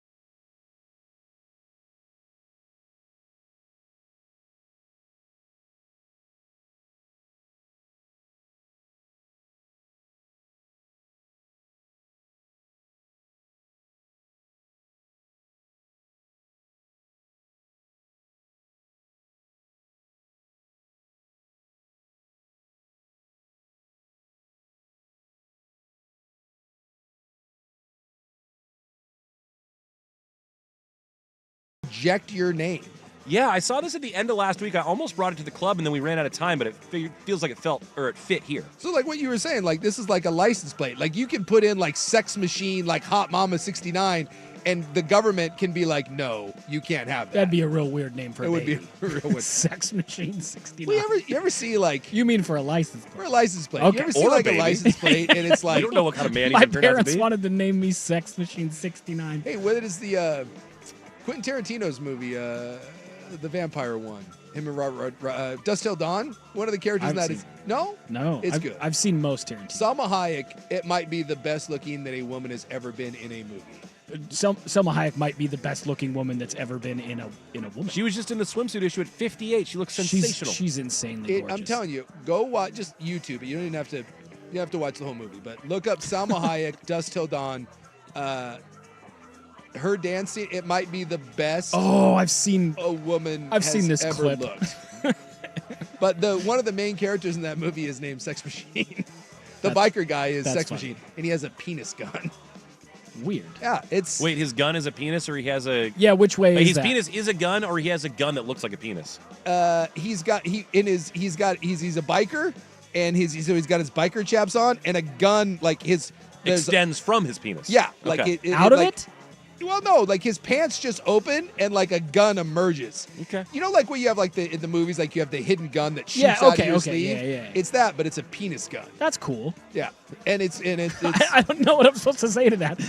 That was the least genuine. That's cool I've ever delivered in my life. That's cool. If penis you gun. Seen, okay. If you haven't seen From Dusk Till Dawn, it's Quentin Tarantino and Robert Rodriguez, and that's cool. It's that's cool.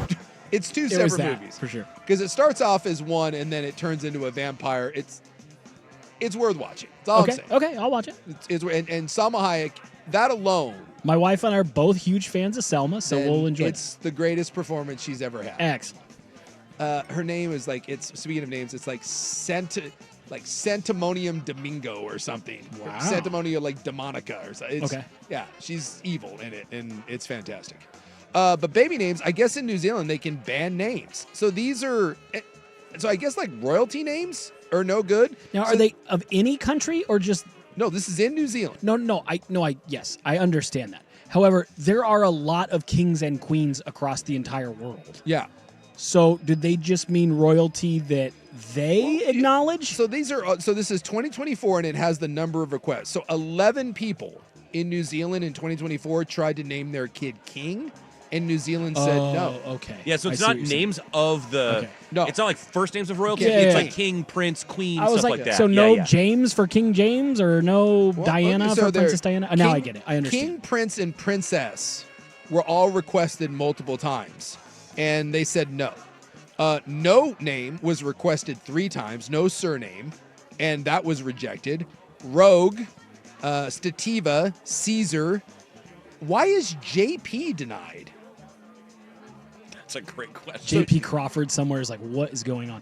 Why is Rogue bad? I don't know, but JP... Rogue is kind of a cool name, actually. Princess spelled differently with PRY. That was denied. Allah, any form of Allah, denied. Why? Bishop, well, God, Allah, you know. Oh, A-L-L-A. Yeah. Or Allah. Or I thought you meant like O-L-A. No. Allah. Different spellings, but all no. Bishop, Allah. no. Yeah, Crown, no. Duke, no. Emperor, no. Fanny, no. No Fanny. Because doesn't Fanny mean vagina down there? Does it? I think Yeah, so. I think that's right. I think in British and Australian, New Zealand. Yeah, Fanny doesn't it's mean a butt. slang. It means, yeah, that's right. General, no. Ice, no. Now we're getting into weird ones. Indica, no. Wow. Yeah. Sativa's out. Sativa and Indica are out. Juke, no. What? Yeah. Maybe juke means something different in... Maybe that's... Like it's slang. It could be a slang term. Justice, KC. Can you imagine if you had a running back for a son and you named him Juke? Juke Sukanik? That's... Trust me, no kid of mine should be named Juke. No, you're more of a straight... You're more of a straight line. Sukanik. You're more of a straight north and south kind of fire person. hydrant Sukanik. Yeah, but Lady, Majesty, Major, Messiah. I get it.